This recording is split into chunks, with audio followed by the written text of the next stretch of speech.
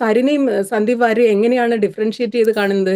സരിൻ ഇടതുപക്ഷത്ത് ചേർന്നുകൊണ്ട് പെട്ടെന്ന് മാന്യനായി മാറുകയും സന്ദീപ് വാര്യർ കോൺഗ്രസിൽ പോയതുകൊണ്ട് അല്ലാതായി മാറുകയാണോ? ഷാഫി ഇപ്പോൾ കോൺഗ്രസിലെ ഏറ്റവും വലിയൊരു റൈസിംഗ് സ്റ്റാർ തന്നെയാണ്. സന്ദീപ് വാര്യര് ഇങ്ങോട്ട് വന്നപ്പോ ഞാൻ വിചാരിച്ചു നാളെ വേണമെങ്കിൽ ശശികലയോ അല്ലെങ്കിൽ മറ്റേ ഒക്കെ വന്നു കഴിഞ്ഞാൽ വരാം. അൻവറിന്റെ പാർട്ടിക്ക് കിട്ടിയ 4000-ഓളം വോട്ട് അത് എവിടെ നിന്ന് വന്നു എന്നുള്ള കാര്യം വളരെ സീരിയസ് ആയിട്ട് CPM അന്വേഷിക്കേണ്ടതുണ്ട്. ആ ഓരോ വോട്ടും എൻ്റെ ഒരു ഗട്ട് ഫീലിംഗ്, ഒരു ഹഞ്ച് എന്താണെന്ന് വെച്ചിട്ടുണ്ടെങ്കിൽ അത് CPM-ന്റെ വോട്ടുകളാണ്.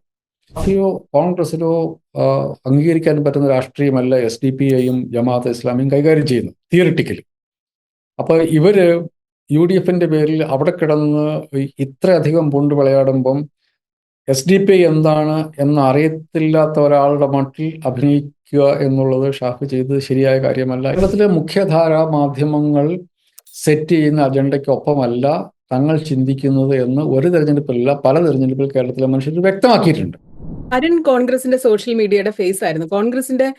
കേരളത്തിലെ കോൺഗ്രസിന്റെ ട്വിറ്റർ പേജൊക്കെ ഭയങ്കര ഗംഭീരമായി കൊണ്ടു നടക്കുന്ന ഒരു ട്വിറ്റർ പേജാണ്. ഈ സരിൻ ഇങ്ങോട്ട് വരുന്നതിന് കുറച്ച് ദിവസം മുമ്പ് ന്യൂസ് മിനിറ്റ് സരിനെ ഇന്റർവ്യൂ ചെയ്യുകയും ആ ട്വിറ്റർ പേജിന്റെ പേരിൽ അഭിനന്ദിക്കുകയൊക്കെ ചെയ്തു. അപ്പൊ സോഷ്യൽ മീഡിയയിൽ കോൺഗ്രസ് ചെയ്തുകൊണ്ടിരുന്ന ഒരു പൊളിറ്റിക്സ് ഉണ്ട്. ഒരു സ്ത്രീ ആയിട്ട് എനിക്ക് നന്നായിട്ടറിയാം. ഇത്രയും സ്ത്രീ വിരുദ്ധമായ രീതിയിൽ മനുഷ്യരെ നേരിടുന്ന ഒരു സോഷ്യൽ മീഡിയ ഹാൻഡിലുകൾ വേറെ ഉണ്ടോന്ന് എനിക്ക് സംശയം. അതിന്റെ ഫേസ് ആയിട്ട് അതിന്റെ തലപ്പത്ത് നിന്ന ആളാണ് സരിൻ. ആ സരിൻ പിണറായി വിജയനെ കുറിച്ചും വീണ വിജയനെ കുറിച്ചും പലരെ കുറിച്ചും ഇടതുപക്ഷത്തിലെ എല്ലാ സ്ത്രീകളെ കുറിച്ചും പിന്നെ ഈ കോട്ടയം കുഞ്ഞച്ചൻ പോലത്തെ അവതാരങ്ങളെയൊക്കെ എടുത്തുകൊണ്ട് എങ്ങനെയാണ് ഈ സോഷ്യൽ മീഡിയ ഹാൻഡിൽ ചെയ്തത് നമ്മൾ കണ്ടിട്ടുണ്ട്. ഇപ്പൊ വർഗീയതയെ പറ്റി പറയുന്ന പോലെ തന്നെ എനിക്ക് വളരെ പ്രധാനമാണ് സ്ത്രീ വിരുദ്ധമായ കാര്യങ്ങൾ. അപ്പൊ സരിനെയും സന്ദീപ് വാര്യരും എങ്ങനെയാണ് ഡിഫറൻഷിയേറ്റ് ചെയ്ത് കാണുന്നത്? സരിൻ ഇടതുപക്ഷത്ത് ചേർന്നുകൊണ്ട് പെട്ടെന്ന് മാന്യനായി മാറുകയും സന്ദീപ് വാര്യർ കോൺഗ്രസിൽ പോയതുകൊണ്ട് അല്ലാതായി മാറുകയാണോ? എങ്ങനെയാ സരിൻ പെട്ടെന്ന് ഇന്നയാളനായത്? സുനിതയുടെ ചോദ്യത്തിൽ എനിക്കൊന്ന് അതിനകത്ത് 2 വിഷയങ്ങളുണ്ട്. ഒന്ന്, ഒരു സോഷ്യൽ മീഡിയ ഓർഗനൈസേഷന്റെ ഹെഡായിട്ടിരുന്നുകൊണ്ട് ചെയ്ത കാര്യങ്ങൾ, അദ്ദേഹം ആ ചെയ്ത കാര്യങ്ങൾ നമുക്ക് സ്പെസിഫിക് ആയിട്ട് അയാൾ തന്നെയാണ് ചെയ്തത് എന്ന് നമുക്ക് ഉറപ്പില്ല. അത് ഇപ്പം എനിക്കൊന്ന് സരിൻ്റെ അന്നത്തെ ഒരു ഫേസ്ബുക്ക് പോസ്റ്റ് ഓർക്കുന്നില്ലേ, ഇത് അദ്ദേഹം പിന്നെ കോൺഗ്രസിലേക്ക് വരുന്ന അന്ന്, അദ്ദേഹം ഇടതുപക്ഷത്തേക്ക് വരുന്ന അന്ന് അദ്ദേഹത്തിന്റെ പിന്നെ സരിന്റെ പേരിൽ ഒരു പോസ്റ്റ് വന്നു. അപ്പൊ നമ്മളിത് അദ്ദേഹം നേരിട്ട് ഇൻവോൾവ് ആയ അദ്ദേഹത്തിന് ധാർമ്മികമായ ഉത്തരവാദിത്തമുണ്ട് എന്ന് ഞാൻ പറയും. അല്ല, പക്ഷെ ഞാൻ അതിനാണ് ന്യൂസ് മിനിറ്റിന്റെ ഇന്റർവ്യൂ എടുത്തു പറഞ്ഞത്. ക്രെഡിറ്റ് എടുക്കുന്നുണ്ട് നല്ല കാര്യങ്ങളുടെ. അതുണ്ടാവും. അതെനിക്ക് തോന്നുന്നു അതൊരു വഴുവഴുപ്പൻ നിലപാടിന്റെ ഭാഗമായിട്ട് അത് ചെയ്യുന്നതായിരിക്കും. പക്ഷെ അതും സന്ദീപ് വാര്യർ പറഞ്ഞ ആ വർത്തമാനം, പ്രത്യേകിച്ച് കശ്മീരിന്റെ കാര്യത്തിൽ പറഞ്ഞത് സാധാരണ RSSകാർ പറയാത്ത വർത്തമാനമാണ്. RSSകാർ ഇന്ത്യയിൽ പറഞ്ഞിട്ടില്ല അങ്ങനത്തെ ഒരു വർത്തമാനം. കേരളത്തിൽ ഒറ്റ വേറെ BJPക്കാരും പറഞ്ഞിട്ടില്ല സന്ദീപ് പറഞ്ഞ കാര്യങ്ങളൊന്നും. ഇല്ല. ഇത് അതല്ലാതെ അദ്ദേഹം RSSുമായി ബന്ധപ്പെട്ട് എന്തുമാത്രം നിലപാടുകൾ പറഞ്ഞിട്ടുണ്ടോ? ഞാൻ അതിനെക്കുറിച്ചല്ല പറയുന്നത്. ഞാൻ പറയുന്നത് ഈ എക്സ്ട്രീം അങ്ങേയറ്റം മനുഷ്യത്വ വിരുദ്ധമായിട്ടുള്ള, ഇപ്പൊ അദ്ദേഹം രാമജന്മഭൂമിയെ കുറിച്ച് പറഞ്ഞിട്ടുണ്ടോ, ഇന്ത്യയിലെ മുസ്ലിം ന്യൂനപക്ഷങ്ങൾ, ഈ നിലപാടുകളൊക്കെ മനുഷ്യർ ഓരോ രാഷ്ട്രീയ പാർട്ടിയുടെ ഭാഗമായിട്ട് നിൽക്കുമ്പോൾ പറയുന്നതാണ്. അതിൻ്റെയും അപ്പുറത്തേക്കാണ് പിന്നെ കശ്മീരിന്റെ കാര്യത്തിൽ ശ്രീ സന്ദീപ് വാര്യർ പറഞ്ഞത്. അതുകൊണ്ട് അക്കാര്യത്തിൽ അദ്ദേഹത്തിന് റിഗ്രറ്റ് എന്നുള്ളത് ലെജിറ്റിമേറ്റ് ആയിട്ടുള്ള ഡിമാൻഡാണ്. അദ്ദേഹം കോൺഗ്രസിൽ നിൽക്കുമ്പോൾ ഈ ഇമ്മാതിരിയുള്ള വർത്തമാനത്തിൽ ഐ റിഗ്രറ്റ് ദാറ്റ് എന്നുള്ളത് അദ്ദേഹം പറയേണ്ടതുണ്ട്. അതല്ലാതെ അദ്ദേഹം നടത്തിയിരിക്കുന്ന എല്ലാ പ്രസ്താവനകളും തിരുത്തണം എന്നൊന്നും, അതൊരു പ്രസ്ഥാനത്തിന്റെ ഭാഗമായി നിന്ന് പറഞ്ഞ കാര്യങ്ങളാണ്. അതിനകത്തും അതല്ല എൻ്റെ പ്രശ്നം. വളരെ അടിസ്ഥാനപരമായിട്ടുള്ള കോൺഗ്രസ് എന്ന രാഷ്ട്രീയ പാർട്ടിയുടെ വളരെ അടിസ്ഥാനപരമായ കാര്യങ്ങളുമായി കോൺഫ്ലിക്റ്റിലാകുന്ന കാര്യങ്ങൾ, അക്കാര്യത്തിൽ ഒരു തിരുത്തൽ വേണം എന്ന് അദ്ദേഹം പറയേണ്ടത്. അങ്ങനത്തെ ഒരു സാധനം എനിക്കൊന്ന് സ്ത്രീവിരുദ്ധരുടെ കാര്യത്തിൽ ഇപ്പം സരിൻ ഉണ്ടായിരുന്നിരിക്കാം. അദ്ദേഹം ഹെഡ് എന്ന നിലയ്ക്ക് അദ്ദേഹം അത് സൂക്ഷിക്കേണ്ടി വരും. അത് നടക്കില്ല. അത് ഇടതുപക്ഷത്തിരിക്കുമ്പോൾ സോഷ്യൽ മീഡിയ ക്ലീൻ ആവുന്ന നമുക്ക് ആശ്വസിക്കാം. സരിൻ ഇടതുപക്ഷത്തേക്കും സന്ദീപ് വാര്യർ കോൺഗ്രസിലേക്കും പോയതുകൊണ്ട് സോഷ്യൽ അല്ല, മനുഷ്യർ നന്നാവട്ടെ. മനുഷ്യർ പിന്നെ തെറി വിളിക്കുന്നതിന് പകരം ആളുകൾ വർത്തമാനം പറയട്ടെ, ആളുകൾ ഐഡിയകളെ കുറിച്ച് സംസാരിക്കട്ടെ, നല്ലതാണ്. എനിക്കതിൽ സന്തോഷമേ ഉള്ളൂ. ഞാൻ ഈ സന്ദീപ് വാര്യർ കോൺഗ്രസിലേക്ക് വന്നുകൊണ്ട് എനിക്ക് പ്രത്യേകിച്ച് ഒരു സങ്കടമില്ല. അതിനകത്ത് ഇപ്പൊ സന്ദീപ് വാര്യർ ഇതൊന്നും പറഞ്ഞില്ല എന്ന് കൂട്ടിക്കും. അപ്പോൾ പോലും എൻ്റെ ഒരു തോന്നല്, സന്ദീപ് വാര്യർ പറഞ്ഞതുപോലത്തെ മര്യാദഘട്ട വർത്തമാനം കേരളത്തിൽ ആരും പറഞ്ഞിട്ടില്ലല്ലോ. അപ്പൊ അതിൽ താഴെയാണ് ബാക്കി പറയുന്നത്. ഈ പറയുന്നവരൊക്കെ, ഈ വലിയ വർഗീയത പറയുന്നവരൊക്കെ വേണമെങ്കിൽ ചിലപ്പോൾ നാളെ കോൺഗ്രസിന്റെ ഓഫീസിലെത്താം. അവർ മറ്റന്നാൾ പാണക്കാട് ആണ് കേരളത്തിലെ ഏറ്റവും വലിയ സെക്കുലർ മനുഷ്യൻ എന്ന് അവർ പറയാം. അത് RSS BJPക്ക് ഉണ്ടാക്കിയിരിക്കുന്ന അവരുടെ വിശ്വാസ്യത നഷ്ടം അത് ഹ്യൂജാണ്. അത് വളരെ വലുതാണ്. ഈ എക്സ്ട്രീം വർത്തമാനം പറയുന്ന ആളുകളൊക്കെ ഇത്രയേ ഉള്ളൂ എന്നുള്ള ഒരു മെസ്സേജ് RSSകാർക്കിടയിൽ പരക്കാൻ പോലും അത് സാധിച്ചിട്ടുണ്ട്. അതുകൊണ്ട് ഇനിയിപ്പം അങ്ങനെ ആലോചിച്ച് നോക്കുമ്പോൾ ഇപ്പൊ സന്ദീപ് വാര്യർ പറഞ്ഞില്ലെങ്കിൽ കൂടി അയാൾ അവിടെ വിട്ടു എന്നുള്ളത് വളരെ പോസിറ്റീവായിട്ടുള്ള ഒരു കാര്യമായിട്ട് ഞാൻ. മംഗലശ്ശേരി നീലകണ്ഠന്റെ ഒക്കെ പോലെ ഒരു ഡയലോഗും ഒരു പെർഫോമൻസും മാത്രമാണ് സ്ക്രീനിൽ നിന്ന് തട്ടുന്ന താഴെ ഇറങ്ങി കഴിയുമ്പോൾ സാധാരണ മനുഷ്യരായി കോൺഗ്രസിലൊക്കെ നിൽക്കാൻ പറ്റുന്നുള്ളത് BJP-കാർക്ക് ശരിക്കും പറഞ്ഞാൽ എനിക്കത് ഭയങ്കര ട്രോളായിട്ട് തന്നെയാണ് തോന്നുന്നത്. അവിടെ കിടന്ന് ഭയങ്കര ഒച്ചയും വിളിയും ബഹളവും കൂട്ടുന്നവർ ആ തട്ടുന്ന താഴെ ഇറങ്ങി കഴിയുമ്പോൾ ഇതുപോലെ സാധാരണ മനുഷ്യരായി മാറും. അതാണ് അതാണ് അപ്പൊ എന്താണെന്ന് വെച്ചിട്ടുണ്ടെങ്കിൽ ഇപ്പൊ തട്ടക്കറി നിൽക്കുന്നവരെ കുറിച്ചൊക്കെ അവർക്ക് തന്നെ സംശയം തോന്നും. അതെ. അവരുടെ കൂടെ ആർപ്പുവിളിച്ച് നടക്കുന്ന, എടീ ഞാൻ ഇങ്ങനെ ആർപ്പുവിളിച്ച് നടന്ന് ഈ ചങ്ങാതി മറ്റന്നാൾ ചാടി തട്ടിന്നിറങ്ങി അപ്പുറത്തെ തട്ടേ ചെന്ന് കയറുമോ എന്നുള്ളൊരു തോന്നുന്നത് അത് ചെറിയ കാര്യമല്ല. അതിന്റെ പ്രശ്നം ഒരാള് ഇടതുപക്ഷത്തു നിന്ന് കേരളത്തിൽ ഇടതുപക്ഷത്തു നിന്ന് വലതുപക്ഷത്തോട്ട് പോകുന്ന നേരത്തെ പിന്നെ സുനിത ചൂണ്ടിക്കാട്ടിയതുപോലെയുള്ള ചില അപഭ്രംശങ്ങൾ ഉണ്ടാവുമായിരിക്കും. ഇതങ്ങനെയല്ല.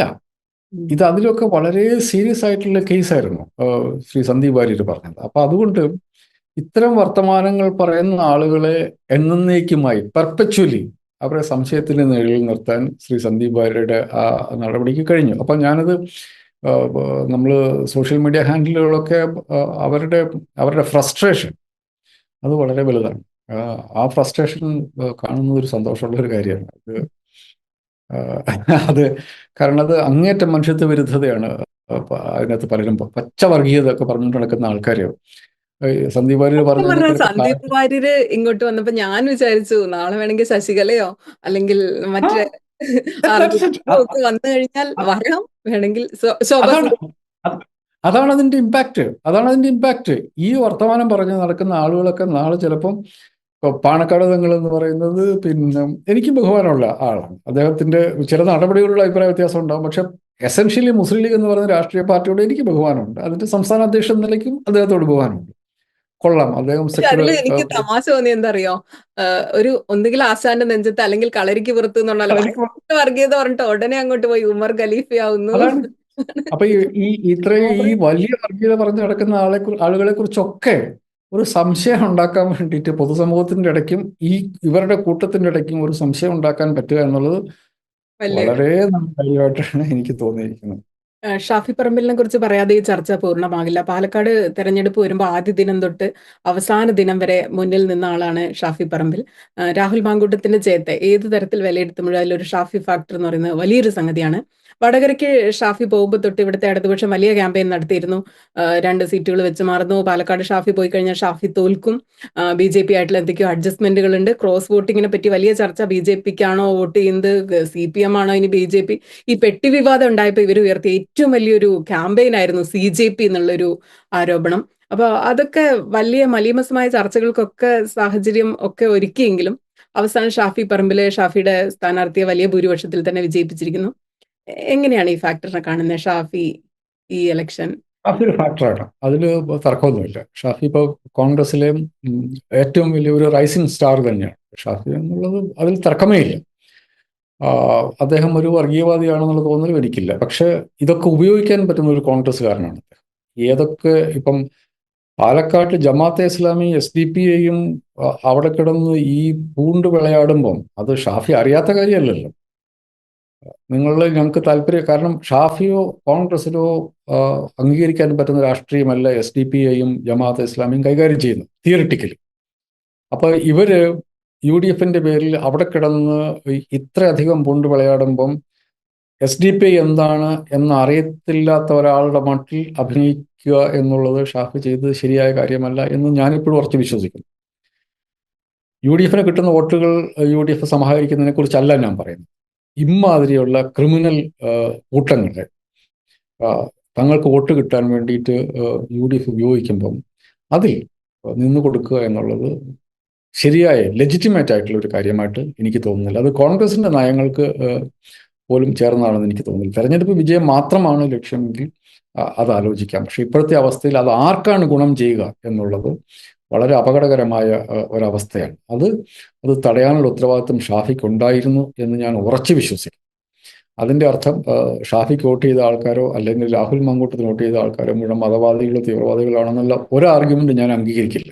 പക്ഷെ ഇവരാണ് ഈ SDPI ജമാഅത്തെ ഇസ്ലാമിക് കൂട്ടർ, അവർ മതവാദികളാണ്, അവർ ഭീകരവാദികളാണ്. അവരെ കൂട്ടി നടത്തിയുള്ള ക്യാമ്പയിൻ എന്നുള്ളത് ഷാഫിയെ സംബന്ധിച്ചിടത്തോളം ഷാഫിയെ സംബന്ധിച്ചിടത്തോളം കോൺഗ്രസിനെ സംബന്ധിച്ചു അവരുടെ സെക്കുലർ ക്യാരക്ടറിനെ ബാധിക്കും എന്നുള്ള തോന്നലുണ്ട്. അതൊഴികെ മാറ്റി നിർത്തി കഴിഞ്ഞാൽ ഷാഫി പാലക്കാട്ടെ മനുഷ്യർക്ക്, വടകരയിലെ മനുഷ്യർക്ക്, കേരളത്തിലെ ധാരാളം മനുഷ്യർക്ക് വളരെ പ്രിയപ്പെട്ട ഒരു നേതാവാണ് അദ്ദേഹം. Is A rising star. എനിക്ക് അക്കാര്യത്തിൽ പ്രത്യേകിച്ച് ഒരു സംശയമില്ല. ചെറുപ്പക്കാരനാണ്, കരിസ്മയുണ്ട്, നന്നായിട്ട് സംസാരിക്കും, കോൺഗ്രസിനെ കുറിച്ച് നല്ല ധാരണയുണ്ട്, അതൊക്കെയുണ്ട്. അത് പക്ഷെ അതിൻ്റെ അപ്പുറത്തേക്ക് ഇപ്പോൾ പാലക്കാട്ടെ കോൺഗ്രസ്സുകാരുടെ ഒരു പ്രശ്നം എന്നുള്ളത് പിന്നെ പാലക്കാട്ടെ കോൺഗ്രസിന് ഷാഫിയുടെ കയ്യിലേക്ക് വരും എന്നുള്ളത്. പാലക്കാട് വലിയ നല്ല കോൺഗ്രസ്സുകാർ നേരത്തെ ഉണ്ടായിരുന്നു, ഇപ്പോഴും ഉണ്ടായിരുന്നു, ഇപ്പോഴും ഉള്ള സ്ഥലമാണ് അത്. കേരളത്തിൽ എനിക്ക് തോന്നുന്ന ഏറ്റവും വിശുദ്ധനായിട്ടുള്ള ഒരു കോൺഗ്രസ്സുകാരനായിരുന്നു ബാലൻ എന്ന് പറയുന്ന പഴയ KPCC ജനറൽ സെക്രട്ടറി. അദ്ദേഹമൊക്കെ ഉണ്ടാക്കിയ പാർട്ടിയാണ്. ഇപ്പോഴും VS വിജയരാഘവനൊക്കെ വളരെ ആക്റ്റീവായിട്ടുള്ള പാർട്ടിയാണ്. അവർക്ക് ഗംഭീരന്മാരായ കോൺഗ്രസ് പ്രവർത്തകരാണ്, കോൺഗ്രസ് നേതാക്കന്മാരാണ്. അപ്പം പാലക്കാട് കോൺഗ്രസിന് അതിൻ്റെതായ ഒരു സ്റ്റാൻഡിംഗ് ഉണ്ട്. അതിൽ ഷാഫി, ഈ രാഹുൽ മാങ്കൂട്ടം എന്ന് പറയുന്ന അതീവ ഗുരുതരമായ ആരോപണം സംഘടനയ്ക്കകത്ത് നേരിടുന്ന ഈ മനുഷ്യനെ കൊണ്ടു നിർത്തി ജയിപ്പിച്ചെടുത്തു കഴിയുമ്പം അതൊക്കെ it doesn't gel very well. അത് ഷാഫിക്ക് സാധാരണ രീതിയിലുള്ള ഇമേജുമായിട്ട് പിന്നെ അത് ജെല്ലാകുന്നില്ല എന്നുള്ളൊരു പ്രശ്നമുണ്ട്. അത് അദ്ദേഹം അഡ്രസ്സ് ചെയ്യണം. അദ്ദേഹത്തിന് തന്നെ ചോയ്സുകളാണ് അതൊക്കെ. അദ്ദേഹത്തിൻ്റെ ചോയ്സാണ്. രാഹുൽ മാങ്കൂട്ടം അദ്ദേഹത്തിൻ്റെ ചോയ്സാണ്. സംഘടനാ തെരഞ്ഞെടുപ്പിൽ വ്യാജ ID കാർഡ് ഉണ്ടാക്കി എന്നുള്ള ആരോപണം നേരിടുന്ന ആളെ കൂടെ കൊണ്ടുനടക്കുക എന്നുള്ളത് ഷാഫിയുടെ ചോയ്സാണ്. അപ്പം അതുകൊണ്ട് പുറമേ നിന്ന് നോക്കുമ്പോൾ അദ്ദേഹം ഹീസ് എ റൈസിംഗ് സ്റ്റാർ. അദ്ദേഹത്തിന് ഇമ്പാക്റ്റ് ഉണ്ടായി. അദ്ദേഹം ഇപ്പം നമ്മൾ കണ്ടതനുസരിച്ച് അദ്ദേഹവും VD സതീശനും തന്നെയാണ് ആ സ്ഥാനാർത്ഥിയോടെ കൊണ്ടുവന്ന് നിർത്തിയതും ജയിപ്പിച്ചെടുത്തതും വലിയ ഭൂരിപക്ഷത്തോടുകൂടി ജയിപ്പിച്ചെടുക്കുകയും ചെയ്തെന്നുള്ളതുകൊണ്ട് ഇലക്ട്രൽ ഇമ്പാക്റ്റിലും ഷാഫി ഹാസ് പ്രൂവൺ ഹിംസെൽഫ്. അപ്പം അങ്ങനെ വന്നു കഴിയുമ്പം അത് അദ്ദേഹം കേരളത്തിലെ കോൺഗ്രസ് നാളെ നോക്കുന്ന ഒരു പ്രധാനപ്പെട്ട നേതാവായിട്ട് ഈ ഇലക്ഷനോടുകൂടി മാറിയിട്ടുണ്ട്.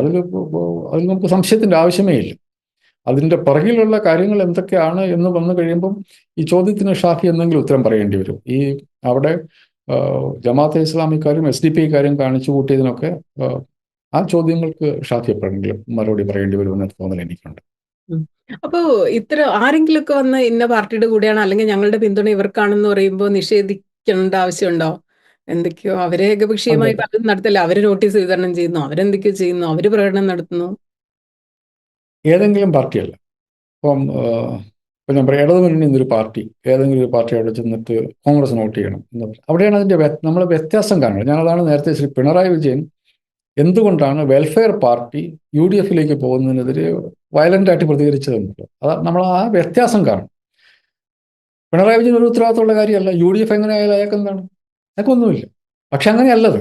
കേരളത്തിൻ്റെ സെക്യുലർ പൊളിറ്റിയെ ലോങ് ടേമിൽ ബാധിക്കും എന്നുള്ളത് കണ്ടതുകൊണ്ടാണ്. അതല്ലാതെ അടുത്ത ഇലക്ഷൻ തോക്കും എന്നുള്ളത് കൊണ്ടല്ല പിണറായി വിജയൻ അത് പറഞ്ഞത്. അത് അദ്ദേഹത്തിൻ്റെ ഇത്രയും കാലം കൊണ്ടു നടന്ന രാഷ്ട്രീയ ബോധ്യത്തിന് പുറകിൽ പുറത്താണ് അദ്ദേഹം സംസാരിച്ചത്. UDFിൽ എന്തുമാത്രം കക്ഷികൾ വരുന്നു, എന്തുമാത്രം കക്ഷികൾ പോകുന്നു. അപ്പോഴൊന്നും പിണറായി വിജയൻ ഒരു കമൻറ്റും നടത്തിയിട്ടില്ല. എന്തുകൊണ്ടാണ് വെൽഫെയർ പാർട്ടിയെക്കുറിച്ച് വർത്തമാനം പറഞ്ഞത്? അപ്പോൾ പിണറായി വിജയൻ കാണിക്കുന്ന ജാഗ്രത കാണിക്കാനുള്ള ഉത്തരവാദിത്വം കോൺഗ്രസ്സുകാർക്കില്ലേ? അതാണ് അതിൻ്റെ പ്രശ്നം. ആ ജാഗ്രത കാണിക്കാനുള്ള ഉത്തരവാദിത്വം. അപ്പം നിങ്ങൾ നേരത്തെ ചോദിക്കും പണ്ട് ജമാഅത്തെ ഇസ്ലാമി CPM വോട്ട്, അവിടെയാണ് നമ്മൾ മാറിയ പശ്ചാത്തലം നമ്മൾ കാണേണ്ടത്. ഇവരുടെ സ്ട്രൈക്ക് കപ്പാസിറ്റി നമ്മൾ മനസ്സിലാക്കേണ്ടത്. ഇവർ ഹിന്ദുത്വ വർഗീയതയെ വളർത്താനുള്ള ഇവരുടെ കപ്പാസിറ്റി എത്രയുണ്ട് എന്നുള്ളത് അതൊക്കെ മാറിയ പശ്ചാത്തലമാണ്. ആ മാറിയ പശ്ചാത്തലത്തിലാണ് പിണറായി വിജയൻ ഈ വയലൻ്റായിട്ട് റിയാക്ട് ചെയ്യുന്നത്. അപ്പോൾ കേരളത്തിലെ ഇടതുപക്ഷം വളരെ ജാഗ്രതയോടുകൂടി കൊണ്ടു നടക്കുന്ന മതനിരപേക്ഷ രാഷ്ട്രീയത്തെക്കുറിച്ച് ഒരു കൺസേണും കോൺഗ്രസ്സുകാർക്കില്ല എന്നുള്ളത് കൊള്ളാവുന്നൊരു കാര്യമല്ല. അത് ഷാഫിക്കില്ല എന്ന് പറയുന്നതും കേമപ്പെട്ട കാര്യമല്ലത്. അതുകൊണ്ട് ആരെങ്കിലും വന്ന് ഇത് കൊടുക്കുന്നതല്ല പ്രശ്നം. ഇപ്പോൾ RSSകാർ ഇറങ്ങി പിന്നെ ഇടതുമുന്നണിക്ക് വേണ്ടി വോട്ട് ചെയ്യാൻ ശ്രമിച്ചാൽ എന്നാൽ പിന്നെ RSSകാരല്ല, അത് ഞങ്ങൾക്ക് എന്ത് ചെയ്യാനാണെന്ന് ഇടതുമുന്നണി പറയും. ഇതിലൊരു വ്യത്യാസം. RSSകാർ അങ്ങനെ പറഞ്ഞ അപ്പൊ ഇത് വേണ്ട, ഞങ്ങൾക്ക് വർഗീയവാദികളുടെ വോട്ട് വേണ്ട, നിങ്ങൾ ആരും ഞങ്ങൾക്ക് വോട്ട് ചെയ്യണ്ട എന്ന് പറയാൻ രണ്ട് പാർട്ടികളും മടിക്കാറില്ല. ഇടതാണെങ്കിലും കോൺഗ്രസ് ആണെങ്കിലും ഉടനെ പറയും വേണ്ടാന്ന്.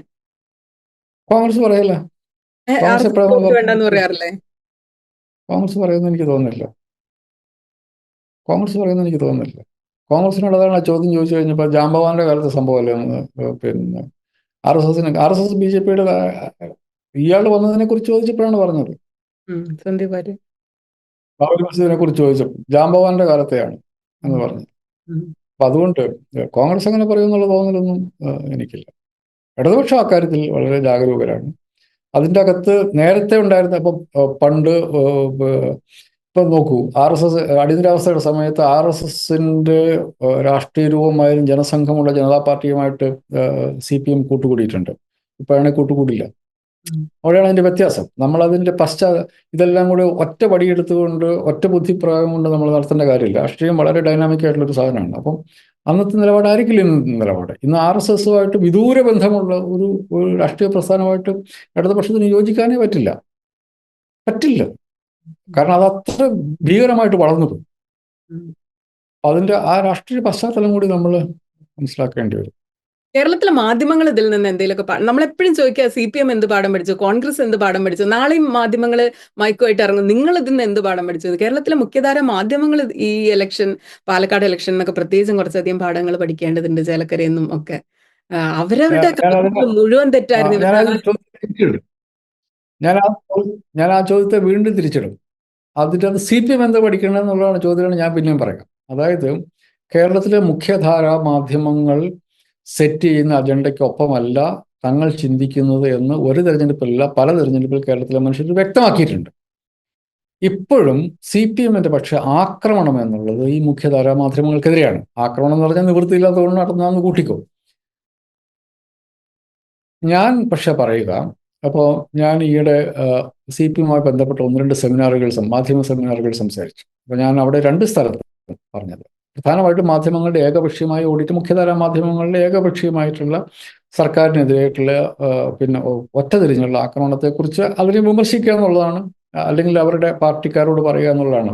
ഞാൻ 2 സ്ഥലത്തും പറഞ്ഞ കാര്യം, ഈ മുഖ്യധാരാ മാധ്യമങ്ങളെ കേരളത്തിലെ സാധാരണ മനുഷ്യർ അവരതിനെ ഫിഗർ ഔട്ട് ചെയ്ത് കഴിഞ്ഞു. അവരെടുക്കുന്ന നിലപാടുകൾ എന്തിൻ്റെ അടിസ്ഥാനത്തിലായിരിക്കും എന്നുള്ള കാര്യം മലയാളികൾക്ക് മനസ്സിലായിട്ടുണ്ട്. അപ്പോൾ എന്തൊക്കെ കഥകൾ പറഞ്ഞാലും അതിൻ്റെ അപ്പുറത്തേക്ക് പോകാൻ വേണ്ടിയിട്ട് അതിൻ്റെ വസ്തുതകൾ മനസ്സിലാക്കാനുള്ള ഒരു ടെക്നോളജി മനുഷ്യർ ഡെവലപ്പ് ചെയ്തിട്ടുണ്ട്. പക്ഷേ അടിസ്ഥാനപരമായി അടിയിൽ നിന്നും കേരളത്തിൻ്റെ മതനിരപേക്ഷ സ്വഭാവത്തെ, കേരളത്തിൻ്റെ ലിബറൽ സ്വഭാവത്തെ, കേരളത്തിൻ്റെ ഇടതുപക്ഷ സ്വഭാവത്തെ, കേരളത്തിൻ്റെ മതേതര സ്വഭാവത്തെ ഒക്കെ അടിയിൽ നിന്നും തുറന്നു തിന്നുന്ന സോഷ്യൽ മീഡിയ ക്യാമ്പയിനുകൾ, അതാണ് സത്യത്തിൽ CPM സീരിയസ് ആയിട്ട് എടുക്കേണ്ടത്. മുഖ്യധാരാ മാധ്യമങ്ങൾക്ക് പിന്നെ അവർ മനസ്സിലാക്കേണ്ട കാര്യം, അവർക്ക് they just can't set the agenda for the nation. കാരണം അവരുടെ അജണ്ട ഒരു മാധ്യമത്തിന് അജണ്ട ഉണ്ടാകാൻ വേണ്ടി പാടില്ല. ഒരു എക്സാമ്പിൾ പറയാൻ പറ്റുമോ? സോഷ്യൽ മീഡിയ ക്യാമ്പയിൻ എന്ന് പറഞ്ഞാൽ എന്താണ്? ഒരു ഉദാഹരണം പറഞ്ഞു. ഞാൻ പറയാം. അതായത് കേരളത്തിൽ കൃഷിയില്ല. ഇപ്പൊ കഴിഞ്ഞ ദിവസം എനിക്ക് കിട്ടിയ മുനമ്പം, നമ്മളത് കൂട്ടും, വഖഫ് ബോർഡ്, വഖഫിന്റെ ഒരു വലിയ ക്യാമ്പയിൻ എന്ന് പറഞ്ഞിട്ടുണ്ടെങ്കിലും വഖഫ് ട്രൈബ്യൂണൽ എന്ന് പറയുന്നത് ഒരു മത സംവിധാനമാണ്. ആ സംവിധാനത്തിൻ്റെ അതൊരു വിധി പ്രസ്താവിച്ചു കഴിഞ്ഞാൽ പിന്നെ അതിന്റെ പുറത്തേക്ക് ഇന്ത്യയിലെ കോടതികളിൽ അപ്പീലില്ല. എന്താണ് അതിന്റെ വസ്തുത? വഖഫ് ട്രൈബ്യൂണൽ എന്നുള്ളത് ഒരു സെഷൻസ് ജഡ്ജ് പ്രിസൈഡ് ചെയ്യുന്ന ഒരു ട്രിബ്യൂണലാണ്. സെഷൻസ് ജഡ്ജ് മുസ്ലിം ആയിരിക്കണം എന്നില്ല, 3 പേരുണ്ട്. രണ്ടാമത്തെ ആള് ഏകദേശം ആ റാങ്കിലുള്ള ആള്, മൂന്നാമത്തെ ആള് ഇസ്ലാമിക് ലോ അറിയാവുന്നവർ. മുസ്ലിം ആയിരിക്കണം എന്ന് അവിടെയും പറഞ്ഞിട്ടില്ല. ഈ 3 പേരും സെക്കുലർ മനുഷ്യരാണ്. അതിൽ ഒരു മുസ്ലിം പോലും ഉണ്ടാവണം നിർബന്ധമില്ല. ഒരു മുസ്ലിമും ഇല്ലാതെ വഖഫ് ട്രൈബ്യൂണലുകൾ പ്രവർത്തിക്കാൻ പറ്റും. ഇനി ആ നിയമത്തിൽ തന്നെ പറഞ്ഞിട്ടുണ്ട്, അത് നമ്മൾ കണക്കാക്കേണ്ടത്, ഇതിന് സിവിൽ കോടതിയുടെ പദവിയുണ്ട്. അത് പ്രിസൈഡ് ചെയ്യുന്നത് സെഷൻസ് ജഡ്ജിന്റെ റാങ്കിലുണ്ട്. സെഷൻസ് ജഡ്ജിന്റെ ഒരു സെഷൻസ് കോർട്ടിന്റെ സാധാരണഗതിയിലുള്ള വിധിക്കെതിരെ എവിടെയാണ് അപ്പീൽ പോകുന്നത്? ഹൈക്കോടതിയിലാണ് അപ്പീൽ. അപ്പോൾ മറ്റ് സിവിൽ കോടതികളിൽ പോകാൻ പാടില്ല എന്ന് നിയമത്തിലുണ്ട്. അതായത് മറ്റ് സെഷൻസ് ട്രൈബ്യൂണലിന്റെ വിധിക്കെതിരെ മറ്റ് സെഷൻസ് കോടതിയിലേക്ക് നിങ്ങൾക്ക് പോകാം, മറ്റ് സിവിൽ കോടതിയിലേക്ക് പോകാൻ പറ്റില്ല. പക്ഷേ കോൺസ്റ്റിറ്റ്യൂഷണൽ കോർട്ടായിട്ടുള്ള ഹൈക്കോടതിയിലേക്ക്, അപ്പീൽ കോർട്ടായിട്ടുള്ള ഹൈക്കോടതിയിലേക്ക് നിങ്ങൾക്ക് പോകാം. സാധാരണഗതിയിൽ നമ്മൾ സെഷൻസ് കോർട്ടിൽ നിന്ന് ഒരു വിധി വന്നു കഴിഞ്ഞിട്ടുണ്ടെങ്കിൽ ആ വിധിക്കെതിരെ ആർക്കാണോ അപ്പീൽ പോകേണ്ടത് അവരാണ് അപ്പീലിന് പോകുന്നത്. ഈ നിയമത്തിൽ ഹൈക്കോടതിക്ക് ഒരു ട്രിബ്യൂണലിന്റെ വിധി തെറ്റാണ് എന്ന് തോന്നിക്കഴിഞ്ഞിട്ടുണ്ടെങ്കിൽ ഹൈക്കോടതിക്ക് സ്വയം ആ കേസ് എടുക്കാം. അങ്ങനെ ഒരു നിയമമാണ്. ആ നിയമത്തിൽ തന്നെ പറഞ്ഞു. അതല്ലെങ്കിൽ ഈ വിധി ഇതിനെങ്ങനെ നമ്മൾ സോഷ്യൽ മീഡിയ ക്യാമ്പയിനിൽ കാണാൻ പറ്റുക? ജനൻ ടി വിയുടെ വാർത്തയും ചർച്ചകളുമാണത്. അപ്പൊ ജനൻ ടി വിയുടെ ഈ വാർത്തകൾ പിന്നെ RSSനോടും BJPയോടും അനുഭാവമുള്ള യൂട്യൂബുകൾ നടത്തുന്ന ക്യാമ്പയിൻ. അപ്പൊ ഇതിനെ നമ്മൾ സോഷ്യൽ മീഡിയ ക്യാമ്പയിനിൽ ചെറുതായി കാണാൻ പറ്റുമോ? Janam T V, Janmabhumi. അയ്യോ, ജനൻ ടി വി ഉണ്ട്. അതിന് നമ്മൾ കണക്കാക്കേണ്ടത് ഇത് ജനൻ ടി വി മാത്രമല്ല, ഞാൻ അല്ല ജനൻ ടി വി അല്ലാത്ത കാർഡുകൾ ഞാൻ കണ്ടിട്ടുണ്ട്. അല്ല, അപ്പൊ നമ്മൾ ഇതിനെ സോഷ്യൽ മീഡിയ ക്യാമ്പയിനിൽ ചുരുക്കാൻ പറ്റുമോ? അല്ലല്ല, എത്തിപ്പെടുന്നത് ജനൻ ടി വിയുടെ റീച്ച് നമുക്കറിയാം. ജനൻ ടി വി കാണുന്ന ആൾക്കാരാണോ ഈ വാർത്ത നിങ്ങൾക്ക് ഫോർവേഡ് ചെയ്തത്? അല്ല, എനിക്കിത് ഫോർവേഡ് ചെയ്ത ആൾ ജനൻ ടി വി ഒരു ടി വി ഉള്ളതായിട്ട് പോലും അറിയത്തില്ലാത്ത ആൾക്കാരാണ് ഇത് ഫോർവേഡ് ചെയ്യുന്നത്. അപ്പം ഇത് മീഡിയ ക്യാമ്പയിൻ എടുക്കുന്ന സോഷ്യൽ മീഡിയയിൽ ഈ കാർഡ് ഉണ്ടാക്കുന്നത് ചിലപ്പം ജനൻ ടി വിക്കാരനല്ല. എൻ്റെ കയ്യിൽ കിട്ടിയത് ജനൻ ടി വിക്കാരൻ്റെ ഇതല്ല, വേറെ ഒരു കാർഡാണ് എനിക്ക് കിട്ടിയത്. ഈ കാർഡ് ഇപ്പോൾ ഉണ്ടാക്കുന്നത് മെയിൻ സ്ട്രീം മീഡിയ അല്ല എന്ന് മാത്രമല്ല, ഇത് മീഡിയ എന്ന് പറയുന്നത് മനുഷ്യരിലേക്ക് എത്തുന്ന ആ സംവിധാനം എന്ന് പറയുന്നത് സോഷ്യൽ മീഡിയ ആണ്, മെയിൻ സ്ട്രീം മീഡിയ അല്ല. ജനൻ ടി വി അല്ല ഇത് എത്തിക്കുന്നത്. ജനൻ ടി വി എത്തിക്കുന്ന ആൾക്കാർക്ക് വളരെ ലിമിറ്റ് ഉണ്ട്. അവരിലല്ല ഇത് എത്തുന്നത്, ഇതിൽ കൂടുതലേക്ക് എത്തുന്നുണ്ട്. അപ്പം ഇങ്ങനത്തെ ക്യാമ്പയിൻ ഇതാണ് അടിസ്ഥാനപരമായി ഇത് ഉണ്ടാക്കുന്ന വലിയ വിഷമാണ് അത് ഉണ്ടാക്കുന്നത്. കാരണം മനുഷ്യർക്ക് ഇപ്പം എനിക്ക് കിട്ടിയ ഒരെണ്ണത്തിനകത്ത് പറഞ്ഞിരിക്കുന്നത് ഒരു നല്ല ഭംഗിയുള്ള ഒരു വീട്, ഒരു ഇരുനില വീട്, അതിൻ്റെ മുമ്പിൽ ഒരു ബോർഡ് കുത്തിയിരിക്കുന്നു, ഇത് വഖഫ് പ്രോപ്പർട്ടിയാണ് എന്ന് പറഞ്ഞിട്ട് ഒരു ബോർഡ് കുത്തി. ഇനി നിങ്ങൾക്കൊന്നും ചെയ്യാനില്ല. അതുപോലെ തന്നെ വേറൊരു ഒരെണ്ണം എനിക്ക് കിട്ടിയ വാട്സപ്പ് ഫോർവേഡാണ്. അതിൻ്റെ അകത്ത് നിങ്ങൾ കഷ്ടപ്പെട്ടുണ്ടാക്കുന്ന വീട് എന്നൊക്കെ പറഞ്ഞ് ഭയങ്കര സെന്റിമെന്റലായിട്ടൊക്കെ വിശദീകരിച്ചതിന് ശേഷം ഈ വീട് നാളെ ചിലപ്പം ആരെങ്കിലും എടുത്തുകൊണ്ട് പോകും. അവര് പറഞ്ഞു ശബരിമലയുടെ താഴെ വാവരിയ്ക്കാണ്ട് ശബരിമല ക്ഷേത്രം അതുണ്ട്.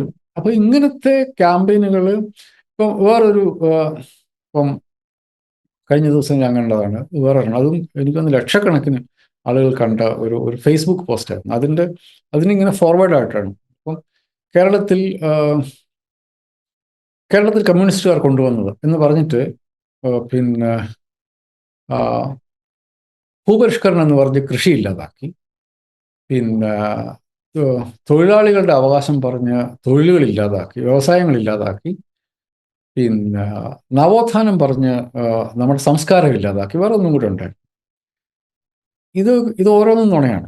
കേരളത്തിൽ ഞാൻ കണക്കെടുത്ത് നോക്കി, 1959 കേരളത്തിലുള്ള കൃഷിയുള്ളതിനേക്കാൾ 4% കൂടുതലാണ് ഇപ്പോൾ കൃഷി. നവോത്ഥാനം എന്ന് പറഞ്ഞ സംസ്കാരം ഇല്ലാതാക്കി. ഏത് സംസ്കാരമാണ് ഇല്ലാണ്ടാക്കിയത്? ഏത് സംസ്കാരമാണ് നമ്മൾ ഇല്ലാതാക്കിയത്? വിശ്വാസം. ഈ അസംബന്ധങ്ങളുടെ നമ്മൾ ഇല്ലാതാക്കിയ സംസ്കാരം, സംസ്കാരം എന്ന് പറയുന്നത് കേരളത്തിലെ പിന്നെ 1-2% മനുഷ്യർ നമുക്കൊക്കെ ഇല്ലാത്ത ഇത് ഉണ്ടാക്കി തരുന്നത്. അതായത് നമ്മുടെയൊക്കെ ഗംഭീരമായ ഏതോ നമ്മളൊക്കെ 3 നേരം ഗംഭീരമായ ഭക്ഷണം കഴിച്ച് കിടന്നുറങ്ങി അമ്മൂമ്മയുടെ കൂടെ പിന്നെ കമ്പിളിപ്പുതപ്പിന്റെ കീഴിൽ കിടന്നുറങ്ങിയ ഒരു ബാല്യം ഉണ്ടായിരുന്നു എന്ന് നമ്മളെ അങ്ങ് പറഞ്ഞ് ബോധ്യപ്പെടുത്തുകയാണ്. അത് അങ്ങനത്തെ സൗകര്യം 3 നേരം പോയിട്ട് 2 നേരം ഭക്ഷണം കഴിക്കാനുണ്ടായിരുന്ന 3 തലമുറയ്ക്കുണ്ടായിരുന്ന 1% മനുഷ്യർ കേരളത്തിൽ ഉണ്ടായിരിക്കണം എന്നില്ല. 1-2 മാക്സിമം 2% മനുഷ്യർ. അവർക്ക് വേണ്ടത് അതാണ്. പാളയിൽ കഞ്ഞി കുടിപ്പിക്കും, തമ്പ്രാനെന്ന് വിളിപ്പിക്കും. നമ്മൾ നിർത്തിച്ചതാണത്. നമ്മളത് ഇല്ലാതാക്കിയതാണെന്ന് ഈ സംസ്കാരം നമ്മൾ ഇല്ലാതാക്കിയതാണ്. ഇപ്പോൾ ഞാനത് പലയിടത്തും പറയുന്ന കാര്യമാണ്. ശ്രീമതി രമ്യ ഹരിദാസ് ഒരിക്കൽ പറഞ്ഞു, ശബരിമലയുമായി ബന്ധപ്പെട്ട കാര്യങ്ങളിൽ എൻ്റെ മുത്തശ്ശിയുടെ കാലത്തെ ആചാരമാണ്, അത് വരാനാണ് എനിക്ക് താല്പര്യം എന്ന് പറഞ്ഞു. എന്തായിരുന്നു? അവർ വരുന്ന സമുദായം ഏതാണ്? ആ സമുദായത്തിൽപ്പെട്ട മനുഷ്യർക്ക് എന്ത് സാഹചര്യമായിരുന്നു കേരളത്തിൽ ഉണ്ടായിരുന്നത്? അവരെന്തിനെക്കുറിച്ചാണ് ഈ പറയുന്നത്? അവർ ഇന്ത്യൻ പാർലമെന്റിൽ പോയിരുന്ന് നിയമം ഉണ്ടാക്കുന്ന ഇന്ത്യൻ ലോക്സഭയിലേക്ക് തിരഞ്ഞെടുത്ത ആരാണ്? ഈ സംസ്കാരത്തിന്റെ ആളുകളാണോ? അവർക്ക് വഴിയിലിറങ്ങാൻ പറ്റാതിരുന്ന പിന്നെ ഒരു കാലം ഉണ്ടായിരുന്നു അവർ ഉൾപ്പെടുന്ന സമുദായത്തിൽ. അതിൽ നിന്നും ആളുകളെ തെരഞ്ഞെടുത്ത് നിയമം ഉണ്ടാക്കുന്ന ഇന്ത്യൻ പാർലമെന്റിലേക്ക് വിട്ട് അതാണ് നിന്ന് പ്രചോദനം ഉൾക്കൊണ്ട് പറയായിരിക്കും മുത്തശ്ശിയുടെ കാലത്ത് സ്വപ്നം, അങ്ങനെയൊക്കെ വെറുതെ ഒരു കഥയത്. നമ്മളൊക്കെ തലച്ചോറ് തുറന്നെടുത്ത് മാറ്റിവെച്ചിട്ട് വേറെ ഏതോ തലച്ചോറ് തലയ്ക്കകത്ത് കൊണ്ടെന്ന് വെച്ചാൽ നമുക്കില്ലാതിരുന്ന ഗംഭീരമായിട്ടുള്ള, ഞാനിത് പലപ്പോഴും കണ്ടിട്ടുണ്ട്, നമുക്കില്ലാതിരുന്ന ഏതോ വലിയൊരു പാരമ്പര്യത്തെക്കുറിച്ച് 25 വയസ്സ് 28 വയസ്സൊക്കെ ആയിരുന്നു നമ്മളുടെ ആവറേജ് പിന്നെ ലൈഫ് എക്സ്പെക്ടൻസി എന്ന് വെച്ചിട്ടുണ്ടെങ്കിൽ 10-15 കുട്ടികൾ ഉണ്ടാകുമ്പോഴാണ് 2-3 എണ്ണം സർവൈവ് ചെയ്യുന്നത്, 4-5 വയസ്സാകുന്നത്. ചിലരൊക്കെ വയസ്സാകുകയും ജീവിച്ചിട്ടുണ്ടാകും. പക്ഷെ മാതൃമരണവും ശിശുമരണവും എന്ത് ഭീകരമായിരുന്നു. ഇന്നിപ്പോ കേരളത്തിലെ ശിശുമരണത്തിന്റെ നിരക്ക് 6-നും 8-നും ഇടയ്ക്കാണ്. അമേരിക്കയിലുള്ളത് പോലെയാണ്. ലോകത്തിൽ ഇന്ത്യയിൽ 28 കുഞ്ഞുങ്ങൾ മരിക്കുമ്പോൾ കേരളത്തിൽ 8 കുഞ്ഞുങ്ങളെ മരിക്കുന്നു. ആ 8 എങ്ങനെ കുറയ്ക്കാൻ പറ്റുമെന്നുള്ളതിനെ കുറിച്ചാണ് കേരളത്തിൽ, അങ്ങനെയാണ് ഹൃദ്യം പ്രോജക്റ്റ് വരുന്നത്. എങ്ങനെയാണ് ഈ കുട്ടികൾ മരിക്കുന്നത് എന്നുള്ളത് അന്വേഷിച്ച് പോയിട്ട് അവർ കണ്ടുപിടിച്ചതാണ് ഹാർട്ടിന് പ്രോബ്ലം ഉണ്ടാകുമ്പോൾ കുഞ്ഞുങ്ങൾ മരിക്കുന്നു. അപ്പം പലപ്പോഴും സമയത്തിന് ചികിത്സ കിട്ടാതെ വരുന്നു. അപ്പോൾ അങ്ങനെ കുഞ്ഞുങ്ങൾ മരിക്കാതിരിക്കാൻ വേണ്ടിയിട്ട് നിങ്ങൾ വിളിച്ചാൽ 24 മണിക്കൂറിൽ റെസ്പോൺസ് ഉണ്ടാക്കുന്ന ഒരു സമ്പ്രദായം ഉണ്ടാക്കി വെച്ചിട്ടും അവസാനത്തെ കുഞ്ഞിനെ അവരെ രക്ഷപ്പെടുത്താൻ ശ്രമം നടത്തുന്ന ഒരു നാടിനെ കുറിച്ചാണ് പറഞ്ഞിരിക്കുന്നത്. ഞാൻ എൻ്റെ മുത്തശ്ശിയുടെ കാലത്ത് നമ്മൾ സംസ്കാരം ഇല്ലാതാക്കിയെന്ന്. അപ്പൊ നമ്മൾ അപ്പൊ പറഞ്ഞു വന്നത് മെയിൻ സ്ട്രീം മീഡിയയുടെ ക്യാമ്പയിൻ അത്ര പ്രശ്നമുള്ളതല്ല, സോഷ്യൽ മീഡിയ ക്യാമ്പയിൻ വളരെ ഇമ്പോർട്ടന്റ് ആണ്. അപ്പൊ CPM ഇതിനെ കുറിച്ചാണ് ശ്രദ്ധിക്കേണ്ടത്, മെയിൻ സ്ട്രീം മീഡിയ. അപ്പൊ എന്താ അതിന്റെ കൺക്ലൂഷൻ എന്താ?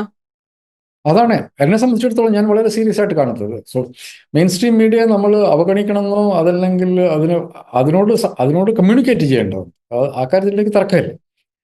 മെയിൻ സ്ട്രീം മീഡിയയോട് നമ്മൾ കമ്മ്യൂണിക്കേറ്റ് ചെയ്യേണ്ടതുണ്ട്. പക്ഷെ നമ്മളുടെ എതിർപ്പ് ചിലപ്പോൾ എതിർക്കേണ്ടതായിരുന്നു വരും. പക്ഷെ നമ്മൾ കൂടുതൽ ജാഗ്രതയോടുകൂടി എതിർക്കേണ്ടത്, നമ്മൾ അതിനെ ടാക്കിൾ ചെയ്യേണ്ടത്, നമ്മൾ ഓരോന്നിനും ജാഗ്രതയോടുകൂടി ഇരുന്ന് ഇപ്പം ഈ ഈ നിയമത്തെക്കുറിച്ച് ഇത് വന്നു കഴിയുമ്പോൾ നമ്മൾ തിരിച്ചു പറയാനുള്ള സംവിധാനം ഉണ്ടാക്കിയെടുക്കണം. ഇതാണ് വഖഫ് നിയമം എന്ന് പറയാനുള്ള ഇടതുപക്ഷത്തിന് അങ്ങനെ ഒരു സിസ്റ്റം ഇല്ല എന്നാ എനിക്ക് തോന്നുന്നത്. ഈ ആരോപണങ്ങളെ നേരിടാനോ അതിന് മറുപടി പറയാനോ എഫക്റ്റീവായിട്ട്. അതിലൊരു പ്രശ്നം, ഞാൻ വളരെ സീനിയർ ആയിട്ടുള്ള ഒരു CPM നേതാവിനോട് സംസാരിച്ചതിനെ കുറിച്ച്. അപ്പോൾ അദ്ദേഹം എന്നോട് പകുതി തമാശയായിട്ട് പകുതി കാര്യമായിട്ടും പറഞ്ഞത്, ഞങ്ങളുടെ പാർട്ടിയെ സംബന്ധിച്ചിടത്തോളം മീഡിയ എന്ന് പറഞ്ഞാൽ ഇപ്പോഴും ദേശാഭിമാനി പത്രമാണ്. അപ്പോൾ ഞാൻ ചിന്തവാരികയിൽ എഴുതാറുണ്ട്. അപ്പം ചിന്തവാരികയിൽ എഴുതുമ്പോൾ അവർ വളരെ കൃത്യമായിട്ട് പ്രതിഫലം തരും. അപ്പം എനിക്ക് പ്രതിഫലം അയക്കരുതെന്ന് പറഞ്ഞു. 2 കാരണങ്ങളാണ്. ഒന്ന്, ചിന്തയിൽ എഴുതുന്നതിൽ എനിക്ക് പ്രതിഫലത്തിൻ്റെ ആവശ്യമില്ല, അതൊരു വലിയ പത്രമാണ്. അപ്പോൾ അതിൽ എഴുതാൻ പറ്റുക എന്നുള്ളതാണ് എന്നെ സംബന്ധിച്ച് വലിയ കാര്യം. ഒന്ന്. രണ്ടാമത്, ഇവർ പ്രതിഫലം തരുന്നത് മണി ഓർഡർ ആയിട്ട്. അപ്പൊ ഞാനിത് അല്ല, അവിടെ വരും, വീട്ടിൽ വരും. അപ്പൊ ഞാൻ താഴെ ചെന്ന് മേടിക്കണം. എന്നെ സംബന്ധിച്ച് അതൊരു വലിയ പണിയാണ്. ഈ കാലത്തും ഇപ്പോഴും മണി ഓർഡർ വഴി റെമ്യൂണറേഷൻ കൊടുക്കുന്ന ഒരേ ഒരു സ്ഥാപനം ചിലപ്പം CPM സംസ്ഥാന കമ്മിറ്റി നടത്തുന്ന ചിന്ത മാഗസിൻ ആയിരിക്കും. ബാക്കി എല്ലാവർക്കും എനിക്കൊന്ന് ചിന്ത വാരിക പ്രവർത്തിക്കുന്ന CPM ഓഫീസിനടുത്തുള്ള അതിൻ്റെ തൊട്ടപ്പുറത്തുള്ള ചായക്കടയിൽ പോലും ഇപ്പം പിന്നെ GPayയോ പിന്നെ അവർ മുറുക്കാൻ കടക്കാർ പോലും GPay എടുക്കുമ്പോൾ ഇവരിപ്പോഴും മണി ഓർഡർ ആയിട്ട് അയച്ചോണ്ട്. അപ്പൊ അങ്ങനത്തെ ഒരു വലിയ പ്രശ്നം CPM. സരിൻ ഇങ്ങോട്ട് വരുമ്പോ അതിനൊക്കെ മാറ്റം ഉണ്ടാവും വിചാരിക്കാം. ഡിജിറ്റൽ മീഡിയ ഹെഡൊക്കെ ആയ സരിൻ എന്തെങ്കിലുമൊക്കെ ചെയ്യട്ടെ. ഇതിൻ്റെ അകത്ത് എത്രയോ എനിക്ക് തന്നെ പരിചയമുള്ള എന്തുമാത്രമേ ടെക്നോളജിയിൽ ആണ്ട് കിടക്കുന്ന മനുഷ്യർ, ഹാർഡ് കോർ ഇടതുപക്ഷക്കാർ, കമ്മ്യൂണിസ്റ്റുകൾ, ദർ വില്ലിങ്. അവരെ ഒന്ന് കൂട്ടി യോജിപ്പിച്ച് ഒരു സംവിധാനം ഉണ്ടാക്കി എടുത്താൽ മതി. പിന്നെ നമ്മൾ ചേലക്കര കൂടി പറയുകയാണെങ്കിൽ, ചേലക്കര ഇപ്രാവശ്യം BJPക്ക് വലിയ വോട്ട് കൂടി. ഒരു പിണറായി 3.0 ലോഡിംഗ് ആണെന്നുള്ള രീതിയിൽ വലിയ ക്യാമ്പയിൻ നടക്കുന്നു. ചേലക്കര തെരഞ്ഞെടുപ്പിനെ എങ്ങനെയാണ് കാണുന്നത്? ഞാൻ കേട്ടിരുന്നത്, അതായത് ചേലക്കര, ഞാൻ പാലക്കാട് പോയപ്പം സത്യത്തിൽ ചേലക്കര ഞാൻ പോയില്ല. കാരണം ചേലക്കര എന്ന് പറയുന്ന നിയോജക മണ്ഡലം അടിസ്ഥാനപരമായിട്ടൊരു ഇടത് നിയോജക മണ്ഡലമാണ്. അപ്പൊ അതില് ശ്രീമതി രമ്യ ഹരിദാസ് അവിടുത്തെ MP ആയിരുന്ന ആളാണ്. അപ്പൊ അവര് വന്നിട്ട് ചിലപ്പോൾ ഒരു അനക്കമുണ്ടാക്കിയേക്കും എന്നൊക്കെ കേട്ടു ആദ്യം. അപ്പോഴും അതിൻ്റെ ഒരു ഡൈനാമിക്സ് എന്നെ സംബന്ധിച്ചിടത്തോളം വലിയ മാറ്റമില്ലാതെ തന്നെ തുടരുകയായിരുന്നു. പക്ഷെ നമ്മൾ തെരഞ്ഞെടുപ്പിന്റെ അവസാനമായപ്പോഴത്തേക്കും കേട്ടത് എന്തെന്ന് വെച്ചിട്ടുണ്ടെങ്കിൽ, പലരും പറയും ഈ ശ്രീ K രാധാകൃഷ്ണനെ മുൻനിർത്തി വലിയ പ്രചരണം, അത് RSS BJP അത് ഗംഭീരമായിട്ട് നടത്തിയിട്ടുണ്ട്. എനിക്ക് തോന്നുന്നു അവർക്ക് കിട്ടിയ വോട്ടിന്റെ വലിയൊരു ശതമാനം രാധാകൃഷ്ണന്റെ പേരിൽ അവർ നടത്തിയ പിന്നെ പ്രചരണമാണ്. ആ പ്രചരണത്തിൽ ഒരു വസ്തുതയുണ്ട്. അതായത് കേരളത്തിൽ ഇപ്പോൾ പട്ടികജാതി വിഭാഗത്തിൽ നിന്ന് മന്ത്രി ഇല്ല എന്നുള്ളൊരു വസ്തുതയാണ്. അത് CPM പരിഗണിക്കേണ്ട ഒരു കാര്യമാണെന്ന് എനിക്ക് തോന്നുന്നു. ആ, അത് വെച്ചിട്ട് പട്ടികജാതിക്കാർക്കെതിരെ ആ, ഇന്ത്യയിൽ ഹിന്ദു മതം അപകടത്തിലാണ് എന്ന് പറയാൻ മാത്രം കപ്പാസിറ്റി ഉള്ള RSS BJPയെ സംബന്ധിച്ചിടത്തോളം കേരളത്തിലെ ആദിവാസികൾ പട്ടികജാതിക്കാർ അപകടത്തിലാണെന്നൊരു നാരേറ്റീവ് ഉണ്ടാക്കാൻ ഒരു ബുദ്ധിമുട്ടുമില്ല. അവരത് നന്നായിട്ടുണ്ടാക്കി. സത്യത്തിൽ അതിൽ രാധാകൃഷ്ണനെ കൂടി വലിച്ചിടുന്ന ഒരവസ്ഥയുണ്ടായി. അപ്പോൾ ഞാനിങ്ങനെ ആലോചിച്ചു, അതായത് ഇപ്പൊ രാധാകൃഷ്ണൻ അദ്ദേഹത്തിന്റെ വകുപ്പ് അത്യാവശ്യം നന്നായിട്ട് ഭരിച്ചുകൊണ്ടിരുന്ന കേരളത്തിലെ പട്ടികജാതി മനുഷ്യർക്ക് അവർക്ക് ആക്സസബിൾ ആയിട്ടുള്ള അവരുടെ ആൾ, കാരണം എന്തുമാത്രം എത്ര തലമുറകളുടെ എത്ര നൂറ്റാണ്ടുകളുടെ അവഗണനയ്ക്ക് ശേഷം അതിൽ ജനാധിപത്യം വന്നതിന് ശേഷം കുറച്ചൊക്കെ അവിടെ ഇവിടെയൊക്കെ, പക്ഷെ ഒരാളൊരു ഫോൺ വിളിച്ചാൽ ആ പ്രശ്നത്തിന് പരിഹാരം ഉണ്ടാക്കാൻ പറ്റുന്ന തരത്തിലുള്ള ഒരു മന്ത്രി വന്നു എന്ന് മനുഷ്യർ പറഞ്ഞു കേട്ട ആദ്യത്തെ പട്ടികജാതി വികസന മന്ത്രിയാണ് അദ്ദേഹം. അദ്ദേഹം എന്തിനാണ് പാർലമെന്റിലേക്ക് പോകുന്നത് എന്നുള്ള ചോദ്യം എൻ്റെ മനസ്സിലുണ്ടായിരുന്നു. അപ്പോൾ എൻ്റെ മനസ്സിലുണ്ടെങ്കിൽ പല മനുഷ്യരുടെയും മനസ്സിലുണ്ടാകുമായിരിക്കും. അപ്പോൾ അത് വെച്ചിട്ടൊരു ഗെയിം അവിടെ രൂപപ്പെട്ട് വരുന്നുണ്ടായിരുന്നു. അപ്പോൾ അതുകൊണ്ട് CPM വലിയ തോതിൽ വോട്ട് പോകും. പിന്നെ ഭരണവിരുദ്ധ വികാരം അതിഭീകരമായിട്ടുണ്ട്. രാധാകൃഷ്ണൻ മാറി നിന്ന് കഴിയുമ്പം അത് വലിയ തോതിൽ ഇമ്പാക്റ്റഡ് ആവും. അപ്പം ചേലക്കര ചിലപ്പോൾ തോൽക്കും എന്നൊരവസ്ഥ വന്നു. അപ്പം എനിക്ക് എത്ര ആലോചിച്ചാൽ അങ്ങോട്ട് വിശ്വസിക്കാൻ വേണ്ടി പറ്റുന്നില്ല. അപ്പം ഞാനിങ്ങനെ ആലോചിച്ചു, അതായത് ഇപ്പൊ എനിക്ക് തോന്നിയ പോലെ ചിലപ്പോൾ രാധാകൃഷ്ണൻ തോന്നിയിട്ടുണ്ടോ, അത് മന്ത്രിമന്ദിരത്തിൽ ജീവിക്കാൻ വേണ്ടിയിട്ടോ കാറെ നടക്കാൻ വേണ്ടിയിട്ടോ അല്ല, മനുഷ്യർക്ക് നേരിട്ട് ഉപകാരം ചെയ്യാൻ പറ്റുന്ന അധികാര പദവിയിലുള്ള ഒരാൾ അവിടെ നിന്നും മാറി ജനപ്രതിനിധി മാത്രമായിട്ട് മാറുമ്പോൾ എന്തിനാണ് എന്നൊരു ചോദ്യം അദ്ദേഹം പോലും ചിലപ്പം ഉള്ളി ചോദിച്ചിട്ടുണ്ടാവും. അപ്പോഴും ഞാൻ വിചാരിച്ചൊരു കാര്യം, ഇതിൻ്റെ അകത്ത് രാധാകൃഷ്ണൻ ഒരു കമ്മ്യൂണിസ്റ്റാണ്. അയാൾ ഒരു വ്യക്തി എന്ന നിലയ്ക്ക് അയാൾ ഇപ്പോൾ MLA ആയാലും MP ആയാലും പാർട്ടി സെക്രട്ടറി ആയാലും സെക്രട്ടേറിയറ്റ് മെമ്പർ ആയാലും എസെൻഷ്യലി അയാൾ ഒരു കമ്മ്യൂണിസ്റ്റാണ്. അയാളെ സംബന്ധിച്ചിടത്തോളം അയാളുടെ പാർട്ടിയും അയാൾ പ്രതിനിധീകരിക്കുന്ന വർഗവുമാണ് ഏറ്റവും പ്രധാനപ്പെട്ട പണിയെടുക്കുന്ന മനുഷ്യരുടെ പ്രതിനിധിയാണ് അദ്ദേഹം. അങ്ങനെ വന്നു കഴിയുമ്പം ഈ മറ്റുള്ള കാര്യങ്ങളൊക്കെ മാറി. അതാണ് ഒരു കമ്മ്യൂണിസ്റ്റിനെ സംബന്ധിച്ചിടത്തോളം. ഇത് ഞാൻ പണ്ടും പറഞ്ഞിട്ടുണ്ട്. VS അച്യുതാനന്ദൻ 2016 ഇടതുപക്ഷ ജനാധിപത്യ മുന്നണിക്ക് ക്ഷീണമുണ്ടാക്കുന്ന തരത്തിൽ പ്രവർത്തിക്കുമെന്ന് പറഞ്ഞ പല CPM-മാരായ സുഹൃത്തുക്കളെ എനിക്കറിയാം. അപ്പോൾ എനിക്ക് അന്ന് ഇത്രയും പോലും CPM-നെ പാർട്ടി സംവിധാനത്തെക്കുറിച്ച് ധാരണയുള്ള ആളല്ല. നേതാക്കന്മാരോട് ഇപ്പോഴും ഇല്ല, കാര്യമായിട്ടില്ല, പക്ഷെ ഇത്ര പോലും ഇല്ലാതിരുന്ന ഒരു സമയമാണ്. അപ്പോൾ ഞാൻ ബ്ലൈൻഡായിട്ടുള്ള എടുത്ത ഒരു തിയറട്ടിക്കൽ പൊസിഷനായിരുന്നു. VS അച്യുതാനന്ദൻ ഒരു കമ്മ്യൂണിസ്റ്റാണ്. അയാളുടെ വർഗശത്രുവിനെ അയാൾക്ക് തിരിച്ചറിയാൻ പറ്റും. കേരളത്തിൽ 2016 LDF അധികാരത്തിൽ വന്നില്ല എങ്കിൽ കേരളത്തിൽ ഹിന്ദുത്വ വർഗീയത വലിയ തോതിൽ അങ്ങനെ മുമ്പോട്ട് പോയി കഴിഞ്ഞിട്ടുണ്ടെങ്കിൽ അദ്ദേഹം കൂടി ഉണ്ടാക്കുന്ന പാർട്ടി, അവരുണ്ടാക്കിയ കേരളത്തിലെ ഇടതുപക്ഷ രാഷ്ട്രീയ ബോധം അത് മുഴുവൻ ഇല്ലാതാണ്.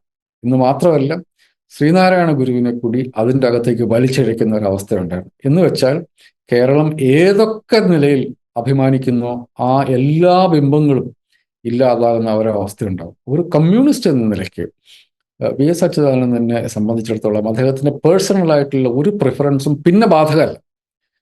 ഒരു വർഗശത്രു ആക്രമിച്ച് കീഴ്പ്പെടുത്താൻ വന്നു കഴിയുമ്പം പിന്നെ വ്യക്തിപരമായ താല്പര്യങ്ങൾക്ക് അവിടെ യാതൊരു റോളും ഇല്ല എന്ന് ഒരു ബ്ലൈൻഡ് ആയിട്ടുള്ള ഒരു തോട്ട് ഞാനത് ഉറക്കെ പറയുകയും ചെയ്തിട്ട്. അതുപോലെ തന്നെയാണ് ചേലക്കരയിൽ രാധാകൃഷ്ണൻ ഒരു കമ്മ്യൂണിസ്റ്റാണ്. അദ്ദേഹത്തെ സംബന്ധിച്ചിടത്തോളം അദ്ദേഹത്തിന് പേഴ്സണലായിട്ട് ഉണ്ടെന്ന് എനിക്കറിയില്ല കേട്ടോ. ഉണ്ടാകാം, മനുഷ്യനാണ്, അതുകൊണ്ട് ഉണ്ടാകാം. ഉണ്ടെങ്കിൽ പോലും, ഉണ്ടായാൽ പോലും ഒരു കാരണവശാലും ഇടതുപക്ഷ ജനാധിപത്യ മുന്നണിക്ക് ക്ഷീണം ഉണ്ടാക്കുന്ന ഒരു പ്രവൃത്തി അദ്ദേഹത്തിന്റെ ഭാഗത്ത് ഉണ്ടാവില്ല എന്ന് മാത്രമല്ല, ഒരു തെരഞ്ഞെടുപ്പ് സമരത്തിൽ ഒരു കാരണവശാലും അദ്ദേഹം പിന്നോട്ട് നിൽക്കില്ല. അതെനിക്ക് ഉറപ്പുണ്ടായിരുന്നു. അതുകൊണ്ട് രാധാകൃഷ്ണൻ എന്ന് പറയുന്ന വലിയൊരു അത്താണിപ്പുറത്ത് തന്നെയാണ് ചേലക്കരയിലെ തെരഞ്ഞെടുപ്പ് വിജയം ഉണ്ടായിട്ടുള്ളത് എന്നുള്ളത് എനിക്ക് നിസ്തർക്കമായിട്ടുള്ള കാര്യം. അത് ഒറ്റ മനുഷ്യന്റെ ഒരു പ്രശ്നം മാത്രമല്ല, അതൊരു കമ്മ്യൂണിസ്റ്റ് ബോധ്യത്തിന്റെ പ്രശ്നം കൂടിയാണ്. അതുകൊണ്ട് ചേലക്കരയിൽ ഞാൻ കാണുന്ന ഒന്ന് ശ്രീ രാധാകൃഷ്ണന്റെ കൂടി വിജയമാണ് വന്നത്. രണ്ടാമത്തേത്, എന്തുകൊണ്ട് ചേലക്കര പോലുള്ള ഒരു ഇടതുമണ്ഡലത്തിൽ ഇടതുമുന്നണി തോൽക്കണം, ആ ചർച്ച വരണമെങ്കിൽ അതിനൊരു കാരണം വേണമല്ലോ. അത് ഈ അതിഭീകരമായ ഭരണവിരുദ്ധ വികാരമുണ്ട് എന്നുള്ള ഒരു നരേറ്റീവിൽ നിന്നാണ്. ഇപ്പം ചേലക്കരയിൽ റിസൾട്ട് കണ്ടു കഴിയുമ്പോൾ നമ്മൾ മനസ്സിലാകുന്നത്, എൻ്റെ ഒരു റീഡിങ് എന്നുള്ളത്, അങ്ങനെ അതായത് നമ്മുടെ നാട്ടിലെ മാധ്യമങ്ങൾ പറഞ്ഞുണ്ടാക്കുന്ന തരത്തിലുള്ള ഒരു ഭരണവിരുദ്ധ വികാരവും ഈ നാട്ടിലില്ല. അതായത് LDF അല്ലെങ്കിൽ communist party, CPM, Pinarayi Vijayan എന്നൊക്കെ പറഞ്ഞാൽ അപ്പോൾ തന്നെ എണീറ്റ് പോകുന്ന തരത്തിലുള്ള ഒരു ഒരു ഒരു വിരുദ്ധത നമ്മുടെ നാട്ടിലില്ല. അതേസമയം ഇപ്പം ശ്രീ അൻവറിന്റെ പാർട്ടിക്ക് കിട്ടിയ 4000-ഓളം വോട്ട്, അത് എവിടെ നിന്ന് വന്നു എന്നുള്ള കാര്യം വളരെ സീരിയസ് ആയിട്ട് CPM അന്വേഷിക്കേണ്ടതുണ്ട്. ആ ഓരോ വോട്ടും എൻ്റെ ഒരു ഒരു ഒരു ഗട്ട് ഫീലിംഗ്, ഒരു ഹഞ്ച് എന്താണെന്ന് വെച്ചിട്ടുണ്ടെങ്കിൽ അത് CPM-ന്റെ വോട്ടുകളാണ്. ശ്രീ അൻവറിന്റെ രാഷ്ട്രീയം ഇന്നിപ്പോൾ ഏകദേശം ഡിസിപ്പേറ്റഡ് ആയിട്ട് ഇല്ലാണ്ടായി മാറിയിട്ടുണ്ട്, അദ്ദേഹം പറഞ്ഞിരുന്ന കാര്യങ്ങളൊക്കെ. പക്ഷെ അദ്ദേഹം പറഞ്ഞതിൽ കാര്യമുണ്ടായിരുന്നു എന്ന് ഞാൻ ഈയിടെ സംസാരിച്ച പല CPM-ന്റെ മധ്യതല നേതാക്കളും എന്നോട് പറഞ്ഞിട്ടുണ്ട്. അതെന്തുകൊണ്ട് അദ്ദേഹം കോൺഗ്രസിന്റെ വോട്ടാണെന്ന് തോന്നുന്നില്ല ഇത് ഈ കിട്ടിയതോ, അൻവറിന് വോട്ട്? അൻവറിന് കിട്ടിയതോ? കോൺഗ്രസിന്റെ വോട്ട് അവിടെ മാറി, കോൺഗ്രസ്സുകാരല്ലാതെ വേറൊരു കാൻഡിഡേറ്റിന് വോട്ട് പോകേണ്ട ഒരു ആവശ്യം ഞാൻ അവിടെ കാണുന്നില്ല. ശ്രീമതി രമ്യ ഹരിദാസ് അവിടുത്തെ MP ആയിരുന്നു. അപ്പൊ അവരോട് മത്സരിച്ച് തോറ്റ ആളല്ലേ, അപ്പൊ എന്ത് മാറ്റം 6 മാസം കൊണ്ട് രമ്യക്ക് ഉണ്ടായത്? രമ്യക്ക് എന്തിനാ? ഇല്ല, അല്ലല്ല, കോൺഗ്രസിന്റെ കാൻഡിഡേറ്റ് രമ്യ ഒരു എതിർപ്പുണ്ടാക്കുന്ന അല്ലെങ്കിൽ ഏതെങ്കിലും ഒരു ഫാക്ഷണലിസം ഉണ്ടാകുന്ന ഒരു കാൻഡിഡേറ്റ് അല്ല. സത്യത്തിൽ ആ ഫാക്ഷണലിസം ഉണ്ടാക്കേണ്ട ആള് പിന്നെ പാലക്കാടായിരുന്നു. രാഹുലിന്റെ പേരിലായിരുന്നു പിന്നെ കോൺഗ്രസ്സിൽ അടിതല്ലുണ്ടായിരുന്നു. അത് വളരെ വലിയ, നമ്മൾ ഓർക്കുന്നില്ല, ബാക്കി അവരെഴുതിയ എഴുത്തും ആ എഴുത്ത് പുറത്തു വന്നതും ഒക്കെ നമുക്കറിയാം. അങ്ങനത്തെ ഒരു പ്രശ്നവും ചേലക്കര ഉണ്ടായിട്ട് എനിക്ക് തോന്നുന്നില്ല. മാത്രമല്ല അൻവറിന്റെ പാർട്ടിക്ക് വോട്ട് ചെയ്യണമെങ്കിലും DMK എന്നുള്ള പാർട്ടിക്ക് വോട്ട് ചെയ്യാൻ വേണ്ടി തമിഴന്മാരൊന്നും തമിഴ്നാട്ടിൽ നിന്ന് വരത്തില്ല, കോൺഗ്രസ്സുകാരും വോട്ട് ചെയ്യണമെന്ന് എനിക്ക് തോന്നുന്നില്ല. അപ്പൊ എൻ്റെ ഒരു തോന്നൽ എന്നുള്ളത് CPM-നോടുള്ള അതൃപ്തി. അത് പറയാൻ കാരണം എന്താണെന്ന് വെച്ചിട്ടുണ്ടെങ്കിൽ, ഞാൻ CPM-കാരോട് സംസാരിച്ചപ്പോൾ, കേരളത്തിലെ തെക്കും വടക്കുമുള്ള CPM-മാരോട് സംസാരിച്ചപ്പോൾ അവർക്ക് അൻവറിന്റെ രാഷ്ട്രീയ നിലപാടുകളോട് ഒരു CPM-കാരനും യോജിപ്പില്ല. That's A different issue. പക്ഷെ അയാൾ പറഞ്ഞ കാര്യങ്ങളിൽ ചിലത് അഡ്രസ്സ് ചെയ്യപ്പെടേണ്ടതാണ് എന്നുള്ളത്. അപ്പൊ അത് വളരെ സീരിയസ് ആയിട്ട് ആൾക്കാർക്ക് തോന്നിയിട്ടുണ്ടാവാം. ചേലക്കര എന്ന് പറഞ്ഞാൽ 916 കമ്മ്യൂണിസ്റ്റുകാരുടെ ഒരു സ്ഥലമാണ്. അപ്പൊ കമ്മ്യൂണിസ്റ്റുകാർക്ക് അങ്ങനത്തെ ഒരു പ്രശ്നം കൂടി ഉണ്ട്. അവർ പാർട്ടിയെ നന്നാക്കാൻ വേണ്ടി ചിലപ്പോൾ അവർ വോട്ട് ചെയ്ത് കളയും. കാരണം കോൺഗ്രസ് ചെയ്ത് രമ്യ ജയിക്കണ്ട, പക്ഷെ ഒരു പ്രതിഷേധ നോട്ടൊക്കെ കഴിഞ്ഞ ലോക്സഭാ തെരഞ്ഞെടുപ്പിൽ, നോട്ടയ്ക്ക് മാത്രമല്ല, കഴിഞ്ഞ ലോക്സഭാ തെരഞ്ഞെടുപ്പിൽ പയ്യന്നൂരും ധർമ്മടത്തും അടക്കം മട്ടന്നൂരും അടക്കം എങ്ങനെയാണ് വോട്ട് വന്നത്? കമ്മ്യൂണിസ്റ്റ് കോട്ടകളാണ്. അപ്പോൾ അവിടെയൊക്കെ എങ്ങനെയാണ് വോട്ട് വന്നത്? അതുകൊണ്ട് വോട്ട് എന്നുള്ള ഒരു സിംഗിൾ പൊസിഷനിലേക്ക് വന്നു കഴിയുമ്പോൾ ചിലപ്പം എൻ്റെ തോന്നലാണ് ആ വോട്ടുകൾ അല്ലാതെയും വരാം. പക്ഷെ CPM ആ വോട്ടുകളെ കുറിച്ച് അന്വേഷിക്കേണ്ടത്. അപ്പം ഞാൻ കണക്കാക്കുന്നത്, ചേലക്കരയിലെ തെരഞ്ഞെടുപ്പ് LDF-നോട് പറയുന്നത് ആ 4000 വോട്ടുകളെ മൈൻഡ് ചെയ്യണം. ആ 4000 വോട്ടുകൾ എങ്ങനെ വന്നു എന്നുള്ളതിനെ കുറിച്ച് അന്വേഷിക്കണം. അതിൽ എന്താണ് ചെയ്യാൻ വേണ്ടി പറ്റുക എന്നുള്ളത് ചെയ്താൽ, ഇപ്പം ഞാൻ നോക്കുമ്പം ഏകദേശം 63,000 വോട്ടാണ് ഇപ്പം ശ്രീ പ്രദീപിന് കിട്ടിയിരിക്കുന്നത്. 67,000 വോട്ടാണ് അദ്ദേഹം 2016 മത്സരിച്ചപ്പോൾ കിട്ടിയിട്ടുണ്ടായിരുന്നു. ആ വോട്ടിൽ ഈ 63, 4, 67 വോട്ടാകും. അതുകൂടി കൂട്ടിയിട്ടാണ്. മറ്റുള്ള കണക്കുകളൊക്കെ ഉണ്ട് കേട്ടോ, വോട്ടിംഗ് പെർസെൻറ്റേജും മറ്റു കാര്യങ്ങളൊക്കെ ഉണ്ട്. ബട്ട് സ്റ്റിൽ ഞാൻ പറയുന്നത് ആ 4000 വോട്ട് എന്ന് പറയുന്നത് റെപ്രസെൻറ്റേഷൻ, അത് ഭരണവിരുദ്ധ വോട്ടാണോ എന്നുള്ള കാര്യം CPM വളരെ സീരിയസ് ആയിട്ട് അന്വേഷിക്കണം. അതിൽ എന്തെങ്കിലും ചെയ്യാൻ പറ്റുമോ എന്നുള്ള കാര്യവും കൂടി CPM അന്വേഷിക്കണം. അപ്പോൾ ചേലക്കരയിൽ നിന്ന് ഞാൻ കണക്കാക്കുന്നത്, ഇനിയുള്ള 1.5 വർഷം ഇപ്പോഴത്തെ അവസ്ഥയിൽ, അപ്പം നേരത്തെ നമ്മൾ സംസാരിക്കുമ്പോൾ CPM-കാരോട് പോലും സംസാരിക്കുമ്പം അവരൊക്കെ പറയുക ഒരു 30-40 സീറ്റോട് കൂടി അടുത്ത ഇലക്ഷനിൽ അവർ ഓൾറെഡി റിട്ടേൺ ഓഫ് ആയിരുന്നു. 2026 ഇലക്ഷനിൽ നമ്മൾ ജയിക്കില്ല എന്ന് പറഞ്ഞ പല പാർട്ടിക്കാരും പല അനുഭാവികളും അവരോട് ചേലക്കരക്കാർ പറയുന്നത് അങ്ങനെയല്ല. നിങ്ങൾ ഈ പറയുന്നത് പോലെ മാധ്യമങ്ങൾ ഉണ്ടാക്കുന്ന കഥകളും കെട്ടുകാഴ്ചകളും മാത്രമല്ല, ഈ സർക്കാർ ഞങ്ങൾക്ക് ആവശ്യമുണ്ട് എന്ന് തന്നെയാണ്, ഈ ഇടതു മുന്നണിയെ ഞങ്ങൾക്ക് ആവശ്യമുണ്ട് എന്ന് തന്നെയാണ് ചേലക്കരയിലെ മനുഷ്യർ പറയുന്നത്. അതിൽ നിങ്ങൾക്ക് തിരുത്താനുള്ള കാര്യങ്ങളുണ്ട് എങ്കിൽ തിരുത്തിയാൽ 2026 ഇലക്ഷന് വേണ്ടി പോകുമ്പം LDF-ഉം UDF-ഉം തമ്മിൽ ഒരു തുല്യ ശക്തികൾ തമ്മിലുള്ള ഒരു മത്സരം, അതിനുള്ള സ്കോപ്പുണ്ട്. അപ്പം അങ്ങനെ വന്നു കഴിയുമ്പോൾ അടുത്ത 1.5 വർഷം അധികാരമുണ്ട് എന്നുള്ളത് ഒരു കാര്യം. രണ്ടാമത്തെ ഏറ്റവും പ്രധാനപ്പെട്ട കാര്യം, ആ, കേരളത്തെ സാമ്പത്തികമായി ഞെരുക്കാൻ വേണ്ടിയിട്ട് കേന്ദ്ര സർക്കാർ നിയമപരമായും അല്ലാതെയും നിയമം വളച്ചൊടിച്ചും നിയമം ദുരുപയോഗപ്പെടുത്തിയും ഒക്കെ നടത്തുന്ന വലിയ ശ്രമങ്ങളുണ്ട്. ആ ശ്രമത്തിന്റെ ഭാഗമായിട്ട് സംസ്ഥാനം വലിയ ഞെരുക്കത്തിൽ കൂടി കടന്നു പോവാണ്. അപ്പോഴും നമ്മുടെ ധനകാര്യ വകുപ്പിന്റെ അതിഗംഭീരമായ പെർഫോമൻസ്, ഇന്ത്യയിലെ നികുതി പിരിവിന്റെ വളർച്ചയുടെ കാര്യത്തിൽ ആദ്യത്തെ സംസ്ഥാനം, ആദ്യത്തെ എന്ന് പറഞ്ഞിട്ടുണ്ടെങ്കിൽ ആദ്യത്തേത് ലഡാക്കാണ്. ലഡാക്ക് എന്ന് പറഞ്ഞാൽ ആകെ ഇത്ര 6 ലക്ഷം പേരുടെ മറ്റുള്ള സ്ഥലമാണ്. വലിയ സംസ്ഥാനങ്ങളുടെ കാര്യത്തിൽ കേരളമാണ് ഒന്നാം സ്ഥാനത്തിരിക്കുന്നത്. അങ്ങനെ നമ്മുടെ സാമ്പത്തിക നില കുറച്ചുകൂടി മെച്ചപ്പെടുകയും മനുഷ്യരുടെ അടിസ്ഥാനപരമായ കാര്യങ്ങൾ, ഞാനിത് ആദ്യം തൊട്ടേ പറയുന്ന കാര്യമാണ്, മനുഷ്യർക്ക് ഈ വാർദ്ധക്യ പെൻഷൻ കൊടുക്കുക എന്നുള്ളത് അത് കഴിഞ്ഞിട്ടേ സർക്കാർ ഓടിക്കാൻ പാടും. ബാക്കിയുള്ളത് ഒക്കെ മാറ്റി വെച്ചിട്ടും മനുഷ്യരുടെ വലിയൊരു വിഭാഗം മനുഷ്യരുടെ അന്തസ്സിന്റെ പ്രശ്നമാണ്. ആ പണം കൃത്യമായിട്ട് മുഖ്യമന്ത്രി അതുമായി ബന്ധപ്പെട്ട് എനിക്കൊന്ന് കഴിഞ്ഞ ആഴ്ച മറ്റോ ഉറപ്പിച്ച് പറഞ്ഞിട്ടുണ്ട്, ഇനി ആ കാര്യത്തിൽ ഒരു മുടക്കം ഉണ്ടാവില്ല എന്നുള്ളത്. അപ്പോൾ അത് കൊടുക്കുക, ആ ക്ഷേമ പെൻഷൻ കൊടുക്കുക, അടുത്ത 1.5 വർഷത്തേക്ക് പിന്നെ ഉള്ള പണം വെച്ചിട്ട് മുമ്പോട്ട് ഭരണം കൊണ്ടുപോയി കഴിഞ്ഞിട്ടുണ്ടെങ്കിൽ നമ്മുടെ നാട്ടിലെ മാധ്യമങ്ങൾ ഉണ്ടാക്കുന്ന പിന്നെ ഒരു ഇംപ്രഷൻ അല്ല നമ്മുടെ നാട്ടിലെ സാധാരണ മനുഷ്യർക്കുണ്ടാകുന്നത്. മാധ്യമങ്ങളുടെ അജണ്ട അല്ല മനുഷ്യരുടെ അജണ്ട. അതുകൂടി ഈ തെരഞ്ഞെടുപ്പ് വളരെ കൃത്യമായിട്ട് കാണിച്ചത്. കാരണം മാധ്യമങ്ങൾ പറഞ്ഞതിൻ്റെത് ഒരു 10% വിശ്വസിച്ചിട്ടുണ്ടായിരുന്നെങ്കിൽ ചേലക്കര ആദ്യത്തെ മണിക്കൂറിൽ തന്നെ ഇടതുമുന്നണി തോറ്റിട്ടുണ്ടായിരുന്നു. അങ്ങനെയല്ല. മനുഷ്യരെ സംബന്ധിച്ചിടത്തോളം അവർക്ക് ഇടതുമുന്നണിയിൽ വിശ്വാസമുണ്ട്, ഈ സർക്കാരിൽ വിശ്വാസമുണ്ട്. അതൊക്കെ എന്ന് വെച്ചാൽ 100% 916 വിശ്വാസമാണ്. അതിലൊക്കെ കുറിച്ച് ഡെമോക്രാറ്റിക് പ്രോസസ്സിന്റെ ഭാഗമായിട്ട് കൊടുക്കലും വാങ്ങലും അഭിപ്രായ വ്യത്യാസങ്ങളും എതിർപ്പൊക്കെ ഉണ്ടാകും. പക്ഷേ when it comes to the crux, നിങ്ങൾ വോട്ട് ചെയ്യുമോ എന്ന് ചോദിച്ചാൽ ഞങ്ങൾ വോട്ട് ചെയ്യും എന്ന് നമ്മുടെ നാട്ടിലെ മനുഷ്യർ ഇപ്പോഴും പറയുന്നു. അടിസ്ഥാന വോട്ടുകളിൽ, LDFന്റെ അടിസ്ഥാന വോട്ടുകളിൽ ഒരു ചോർച്ചയില്ല എന്നുള്ള ഒരു മെസ്സേജ് അവിടെ നിന്നുണ്ട്. പാലക്കാട് നിന്നുണ്ട്. പാലക്കാട് ഈ കണക്കിനായിരുന്നെങ്കിൽ പിന്നെ പാലക്കാട് ഉണ്ടാകാനേ പാടില്ല, ഇടതുപക്ഷം ഉണ്ടാകാനേ പാടില്ല.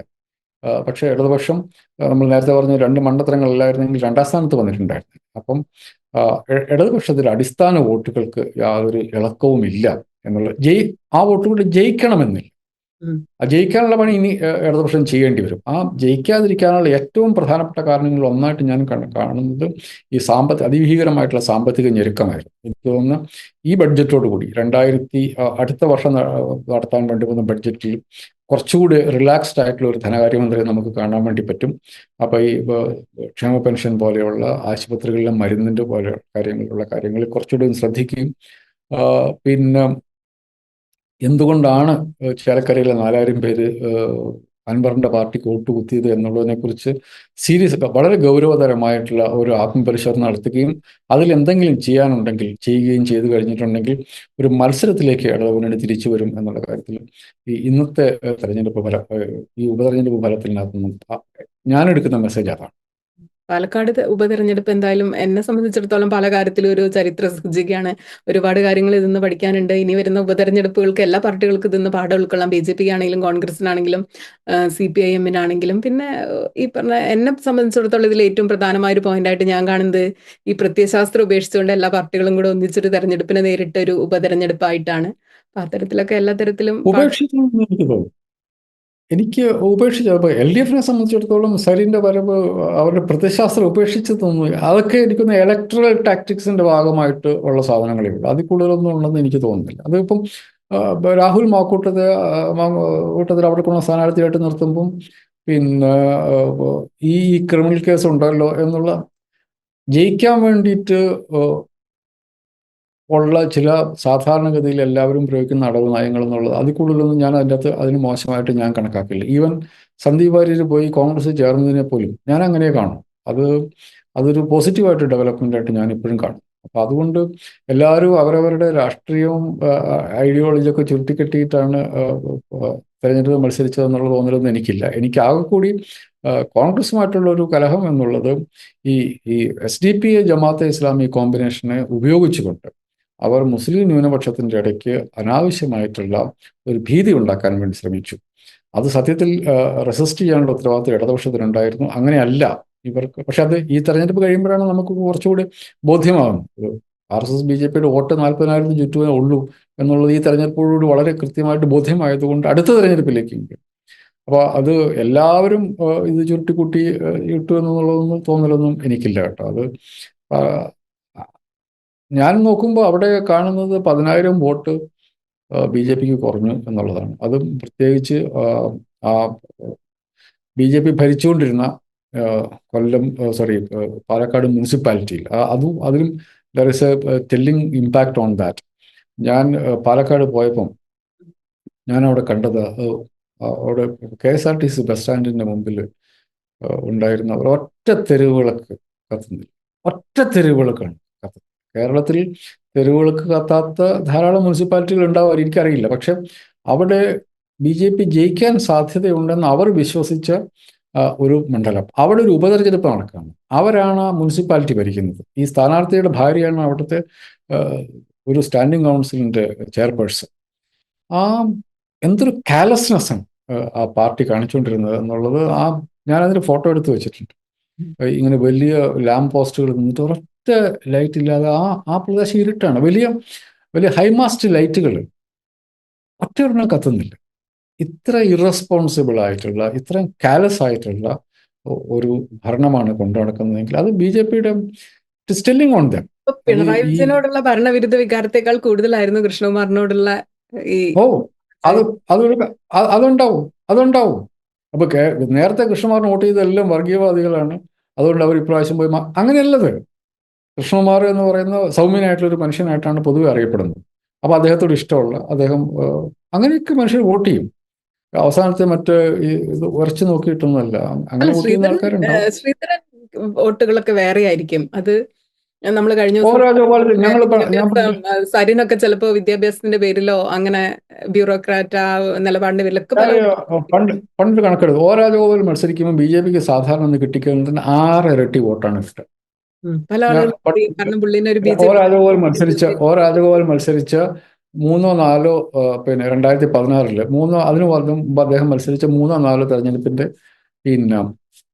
വോട്ട് ഞാൻ നോക്കി. അപ്പം അദ്ദേഹത്തിന് 6 ഇരട്ടി വോട്ടാണ് കിട്ടിക്കൊണ്ടിരുന്നത്. 2014 ഞാൻ കണക്ക് 6 ഇരട്ടി വോട്ട് കിട്ടും. ആ മനുഷ്യരൊക്കെ വർഗീയവാദികളാണ്. നമ്മൾ അങ്ങനെയല്ല രാഷ്ട്രീയത്തിൽ. പാലക്കാട് ശരിക്കും BJPക്ക് ഇപ്രാവശ്യം വേണമെങ്കിലൊക്കെ ജയിക്കാവുന്ന ഒരു തെരഞ്ഞെടുപ്പായിരുന്നു എന്നായിരുന്നു എനിക്ക് തോന്നുന്നുണ്ട്. അതിൽ അവർ തോറ്റയിൽ എനിക്ക് വലിയ സന്തോഷം ഉണ്ടാകും, തിരിച്ചറിയാതെ പോയില്. അല്ല, അവർക്ക് എവിടെയാ വോട്ട് കിട്ടാനുള്ളത്? അവർക്ക് അതുപോലെ രാജഗോപാലിന്റെ പോലെ ശ്രീധരനെ പോലെ അങ്ങനെ ഒരാളെ ഇറക്കിയിരുന്നെങ്കിൽ അവർ ഇപ്രാവശ്യം ജയിക്കായിരുന്നോ? അത് ചിലപ്പോൾ അങ്ങനെ, അതായത് അവരുടെ പാർട്ടിക്ക് പുറത്തുനിന്ന് വോട്ട് സമാഹരിക്കാൻ. തൃശ്ശൂർ ജയിച്ച പോലെ അവർക്ക് പാലക്കാട് എങ്ങനെയെങ്കിലും ജയിക്കാമായിരുന്നു. അത് അങ്ങനെ പുറത്തുനിന്ന് വോട്ട് കിട്ടാൻ പറ്റുന്ന ഒരാളെ കൊണ്ടുവന്നിട്ട്, കാരണം അവരുടെ വോട്ട് 40,000 അങ്ങനെ ഒരാളില്ലായിരിക്കും. അതിന്റെ അങ്ങേ അറ്റമാണ് ശ്രീധരൻ എന്ന് പറയുന്നത് അല്ലെ. വേറൊരാളില്ലാത്തതുകൊണ്ട് സാധ്യമല്ല അത്. ശ്രീധരനേക്കാളും അപ്പുറത്തെ ഒരു മനുഷ്യൻ BJP കിട്ടാൻ ബുദ്ധിമുട്ടായിരിക്കും, എനിക്ക് തോന്നുന്നില്ല. ഉണ്ടാവുമായിരിക്കും. ഇപ്പൊ മോഹൻലാൽ പോയി നിൽക്കുകയാണ് കൂട്ടി. ഞാൻ പേര് പറഞ്ഞതേ ഉള്ളൂ. അദ്ദേഹം അങ്ങനെ ആണെന്നില്ല. ഞാൻ ആ പേര് പറഞ്ഞത് പിന്നെ ഒരു പേര് പറഞ്ഞതെന്ന് മാത്രമേ കണക്കാക്കാവുള്ളൂ. കാരണം നേരത്തെ കോൺഗ്രസിന്റെ കാര്യം പറഞ്ഞ പോലെയാണ്. പിന്നെ രാമജന്മഭൂമി ക്ഷേത്രത്തിൽ ഇൻവിറ്റേഷൻ കിട്ടിയിട്ട് പോകാതിരുന്ന ആളാണ് മോഹൻലാൽ. അല്ല, മോഹൻലാൽ എന്നല്ല, മമ്മൂക്ക അതുപോലത്തെ ആളുകൾ ഇറക്കിയാൽ മാത്രമേ അവർക്ക് മമ്മൂട്ടിയാണ് പോയി നിൽക്കുന്നതെങ്കിൽ, അതായത് BJPക്ക് കിട്ടാവുന്ന വോട്ട് 40,000 അതിന്റെ അകത്തുനിന്നും ജയിക്കാനുള്ള ഒരു 15,000 വോട്ട്. കാരണം 15,000 വോട്ട് ചേലക്കര BJPക്ക് വോട്ട് കൂടിയിട്ടുണ്ട് നന്നായിട്ട്. പാലക്കാട് ജയിക്കില്ല എന്ന് ഏകദേശം ഉറപ്പ് വന്നിട്ടുണ്ട്. അപ്പൊ നമ്മൾ ഇതിൽ നിന്ന് എടുക്കേണ്ട പാഠം എന്താണ്? BJP വളർന്ന് വന്ന് ജയിക്കാൻ പോകുന്നു എന്നാണോ, അല്ല ഇത് ഇവര് ജയിക്കാനൊന്നും പോകുന്നില്ല എന്നാണോ? ഇതിന്റെ അകത്ത് BJP കേരളത്തിൽ BJP വളരുന്നതിന്റെ ഒരു പ്ലെയിൻ പൊളിറ്റിക്സ് അല്ല അവർ വളരുന്നത്. മറ്റുള്ള പാർട്ടികൾ വളരുന്നത് പോലെയല്ല അത് എല്ലാ ഫാഷിസ്റ്റ് സംഘടനകളും. ഇപ്പൊ കേരളത്തിലെ ക്രിസ്ത്യാനികൾ ഇപ്പോൾ പറഞ്ഞു നടക്കുന്നത് കേരളത്തിൽ ക്രിസ്ത്യാനികൾക്ക് ജീവിക്കാൻ വയ്യ എന്ന് പറഞ്ഞിട്ടാണ് അവർ വർഗീയവാദം കൊണ്ടു നടക്കുന്നത്. അതേപോലെ എനിക്ക് തോന്നുന്നു ശ്രീ രാധാകൃഷ്ണന്റെ പേര് പറഞ്ഞിട്ട് ഈ പട്ടികജാതിക്കാരായ മനുഷ്യരുടെ ഇടയ്ക്ക് വലിയ ക്യാമ്പയിൻ നടത്തിയിട്ടുണ്ട്. അത് ഒരു ഘടകമാണ്. അത് വലിയ തോതിൽ അവരെ നടത്തിയിട്ടുണ്ടാവും. ഭരണവിരുദ്ധ വികാരം കുറച്ചുണ്ടെങ്കിൽ അതിൻ്റെ ഒരു വോട്ട് BJPക്ക് ഉണ്ട്. പിന്നെ BJP ഇന്ത്യയിലെ ഏറ്റവും റിച്ചസ്റ്റ് പാർട്ടിയാണ്. അത് പാലക്കാട് ചിലവായില്ല എന്നുള്ളത് ഒരു വസ്തുതയാണ്. CPM വളരെ സീരിയസ് ആയിട്ട് അന്വേഷിക്കേണ്ട രണ്ട് കാര്യങ്ങളാണ്. ഏറ്റവും ആദ്യം അന്വേഷിക്കേണ്ടത് അൻവറിന്റെ പാർട്ടിക്ക് കിട്ടിയ ആ 4000-ഓളം വോട്ട് എവിടുന്ന് വന്നു എന്നുള്ളതാണ് ഏറ്റവും പ്രധാനപ്പെട്ടത്. പിന്നെ ഉള്ളത് ഇതാണ്, ഈ എങ്ങനെയാണ് BJPക്ക് അവിടെ 10,000 വോട്ട് കൂടുതൽ കിട്ടി എന്നുള്ളത്. BJPയുടെ ഒരു പ്രശ്നം എന്നുള്ളത് ഞാനതാണ് ആലോചിച്ചത്. ഇപ്പം ഞാൻ എൻ്റെ സുഹൃത്തുമായിട്ട് തർക്കിച്ചുകൊണ്ടിരിക്കുകയായിരുന്നു, BJPയുടെ സ്വാഭാവിക വളർച്ച എവിടെ? സ്വാഭാവിക വളർച്ച ഇല്ല BJPക്ക്. കാരണം കേരളത്തിൻ്റെ പ്രത്യേക ഒരു ഡെമോഗ്രഫി വെച്ച് നോക്കുമ്പോൾ BJPക്ക് വളരാൻ ലിമിറ്റ് ഉണ്ട്. അതുകൊണ്ടാണ് ഇപ്പോൾ ഒരു ക്രിസ്ത്യാനികൾക്കിടയ്ക്ക് വർഗീയത വളർത്തി അവരെ കൂടെ കൂട്ടി എങ്ങനെയെങ്കിലും ഭരണം പിടിക്കാൻ പറ്റുമെന്ന് നോക്കും. കാരണം നമ്മുടെ ഡെമോഗ്രഫി അങ്ങനെയാണ്. അപ്പം BJPക്ക് വർഗീയത പറഞ്ഞ് വളരാൻ വേണ്ടിയിട്ടുള്ള ഒരു ലിമിറ്റ് ഉണ്ട്. ആ ലിമിറ്റ് വരെ അവർ ചിലപ്പം വളരുമായിരിക്കും. അതുവരെ അപ്പം ഒരു 33,000 വോട്ട് അദ്ദേഹം പിടിക്കുമ്പം എനിക്ക് തോന്നുന്നു ഒരു 5-1 വോട്ട്, 20%, 28% ആ വോട്ട് BJPക്ക് കിട്ടും. ഇതിൽ പക്ഷെ എനിക്ക് അങ്ങനെ തോന്നുന്നില്ല. വർഗീയത പറഞ്ഞ മാക്സിമം വളർന്നു കഴിയുമ്പോൾ ലീഡർ സന്ദീപ് വാര്യരെ പോലെ വലിയൊരു ലീഡറായി വളരും. മാക്സിമം വർഗീയത കഴിയുമ്പോൾ ആ ഒരു പോയിന്റ് കഴിയുമ്പോൾ പുള്ളി തിരിച്ച് കോൺഗ്രസിൽ വരും. അതായത് അതിൽ നിന്ന് കേരളത്തിലെ വലിയ പാടാണ്. രക്ഷപ്പെടും തോന്നുന്നു. അങ്ങനെ കേരളത്തിൽ വലിയ പാടാണ്. കേരളത്തിൽ അത് വലിയ പാടാണ്. കേരളത്തിൽ ഒരു പരിധി കഴിഞ്ഞ് അതല്ലെങ്കിൽ ഇപ്പം BJP വ്യത്യാസമാണെന്ന് തോന്നുന്നു. മറ്റേ BJP ചെയ്യുന്ന പണി ഇവർക്ക് മനസ്സിലായിട്ടില്ല എന്താണ്. ഇപ്പൊ മഹാരാഷ്ട്രയിൽ അവര് ഭരണം പിടിക്കുന്നത്, ആ ഇലക്ഷനെ നേരിടുന്ന രീതി, അത് ഇവിടെ സുരേന്ദ്രനും കൂട്ടർക്കൊന്നും എന്താ പരിപാടി എന്ന് പോലും മനസ്സിലായിട്ടില്ല. അപ്പൊ സുരേന്ദ്രൻ പ്രസിഡന്റ് ആയിരിക്കുന്നിടത്തോളം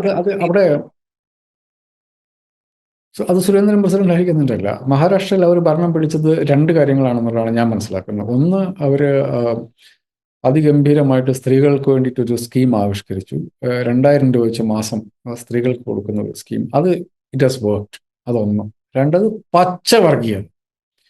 ഇതേപോലത്തെ ഉള്ള ഇസ്ലാമിസ്റ്റ് പാർട്ടികൾ അവിടെ ഉണ്ടാക്കിക്കൊണ്ടിരുന്നത് വെച്ചിട്ട് പിന്നെ നമ്മൾ ഒരുമിച്ച് united we stand, we are safe, united we are safe എന്ന് പറയുന്ന പച്ചവർഗീയത ക്യാമ്പയിന് പ്രധാനമന്ത്രിയാണ് നേതൃത്വം. അപ്പോൾ പച്ചവർഗീയത പറഞ്ഞിട്ടാണ്. കേരളത്തിൽ ഈ പച്ചവർഗീയത പറയാൻ വേണ്ടിയിട്ട് അത് പറഞ്ഞാൽ മലയാളത്തിലാണല്ലോ അടിസ്ഥാനപരമായി പറ്റില്ലായിരിക്കും BJP.